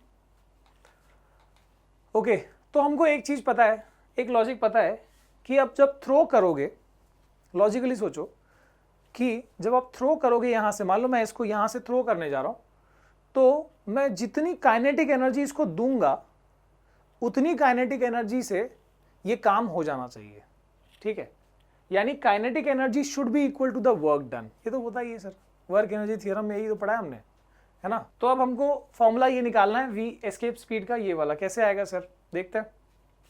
तो इसके लिए हमको क्या करना पड़ेगा, तो पहले तो हम ये वर्क डन फाइंड आउट कर लेंगे, उसके बाद यहां पर पुट करके वी कैन गेट इट। देखो काइनेटिक एनर्जी का फॉर्मूला सिंपल है, हाफ एम वी स्क्वायर, और एस्केप स्पीड है तो यहां पर हम वी ई स्क्वायर लिखेंगे बेसिकली। लेकिन वर्क निकालना पड़ेगा, कौन सा वर्क निकालना पड़ेगा, सेट जो भी ऑब्जेक्ट है उसको थ्रो कर रहे हो उसको इन्फिनिटी तक थ्रो करने वाला वर्क। तो मान लो ये अपना ऑब्जेक्ट है और उसका मास, सॉरी द प्लैनेट जिसका मास हमने कैपिटल एम लिया है, ये सेंटर है। और अब हमको क्या करना है, हमको ऑब्जेक्ट को यहां से कहां थ्रो करना है, इन्फिनिटी तक थ्रो कर देना है, इन्फिनिटी में, ठीक है। ये पॉइंट को हम, सरफेस वाली पॉइंट को हम पी कहते हैं, and obviously radius of earth is R, capital R, ठीक है। अब जो डेरिवेशन हमने ग्रेविटेशनल पोटेंशियल वाला किया था उसका अपोजिट करना है। उसमें हमने क्या किया था, इन्फिनिटी से गिवन पॉइंट तक लाना था। यहां पर क्या करना है, सरफेस से इन्फिनिटी में थ्रो करना है। तो स्टेप वही रहेगा, आप इंटरमीडिएट दो पॉइंट्स ले लो ए और बी, छोटा सा डिस्प्लेसमेंट हुआ इनके बीच में dx, इनका आप वर्क निकाल लो। यहां से जो स्मॉल अमाउंट और वर्क निकलेगा फिर हम इंटीग्रेट कर देंगे p से इन्फिनिटी तक के लिए। So work is equal to force into displacement. So what is the force, gravitational force क्या है इस पॉइंट पे, मान लो ये पॉइंट है x जितनी दूरी पे, a वाला पॉइंट। सो ग्रेविटेशनल फोर्स का फॉर्मूला क्या हुआ, G M small M by X square, है ना। तो पुट कर दिया यहां पर G M M by X square into D X, तो dx ये भाई, ये हो गया small amount of work done. Sir हमको तो टोटल वर्क निकालना है सरफेस से इन्फिनिटी तक का, तो वो कर लेते हैं। So therefore total work done, कौन सा वाला, कहां से कहां थ्रो करना है, फ्रॉम पॉइंट P से लेके इन्फिनिटी तक के लिए, ठीक है। So therefore that total work done will be nothing but integration of dw, integrate करना होगा। So integration of what is the value of dw, G M M by X square dx, ठीक है। तो therefore the work is equal to, अब इसमें आप क्या करो, जी एम एम कॉन्स्टेंट है भाई, बाहर निकाल दो, और again integration of 1/x square. Sir एक चीज नहीं डाली हमने, लिमिट नहीं डाला। x की लिमिट क्या है, कहां से कहां थ्रो करना है, इस पॉइंट से जिसका डिस्टेंस है r। So from r to कहां तक, इन्फिनाइट डिस्टेंस पे, तो टू इन्फिनिटी। उसमें क्या था, इन्फिनिटी से गिवन पॉइंट था, स्मॉल r था वहां पर, ठीक है। So from r to infinity, okay. So that is, अब इसका आपको पता है इंटीग्रेशन ऑफ 1/x स्क्वायर किया था हमने उस वाले में, पोटेंशियल वाले में, 1 - 1/x, तो माइनस साइन बाहर निकाल लिया, माइनस बाहर निकाल लिया उसका, और ये 1/x हुआ, r टू इन्फिनिटी। अब हम पुट कर लेते हैं इसको, देयरफॉर लिमिट डालें, 1/x की value upper limit minus 1/x की वैल्यू लोअर लिमिट, ठीक है, माइनस जी एम एम हो गया। अब एनीथिंग बाय इन्फिनिटी क्या होता है, जीरो होता है, तो ये जीरो हो गया, यहाँ -1/r है, ये माइनस इस माइनस को प्लस बना देगा। सो अपना वर्क हो गया G M M by R, this is the work done. बस इसको आप पुट कर लो अब यहाँ पर। So this is equal to G M M by R. Sir m हो गया कैंसिल, 2 आया यहाँ पर, so V E square is equal to 2gm by R and therefore V E is equal to root over 2gm by R. मिल गया sir, मिल गया sir, क्या बात है। आगे देखते हैं, आगे देखते हैं आगे क्या है। ओके, वेटलेसनेस, क्या बात है। ये वेटलेसनेस आपको पता है ना कि यहाँ जब सैटेलाइट में, स्पेस में, है ना, जब ऐसे टाइम पे हम स्पेसशिप में ऐसे टाइम पे होंगे तो ये वाली चीज़ एक्सपीरियंस करने को मिलेगी। मतलब लगातार फ्री फॉल वाली जो कंडीशन है उस वाले में भी, ठीक है। So this will be the condition. Okay, और क्या है, it is a situation in which the observed weight of the body become zero. Observed weight जो है यहाँ पर, है ना, जीरो वाली, जीरो वेट वाली फीलिंग, जीरो ग्रेविटी वाली फीलिंग एक्सपीरियंस करने को मिलेगी। और इसी के साथ थोड़ा सा इसको पढ़ लेना, जो इनिशियल जो इसके बारे में बेसिक्स है, इसी के साथ हमने इस चैप्टर का कंसेप्ट पूरा कर लिया है। कुछ एक आध चीज़ें हो सकती है छूट गई हैं तो आप बताना कमेंट सेक्शन में। एंड न्यूमेरिकल्स आपको ज़रूर से ज़रूर आपको परफॉर्म करने हैं, ट्राई करना है, बाकी तो हम आगे करते जाएंगे, ठीक है।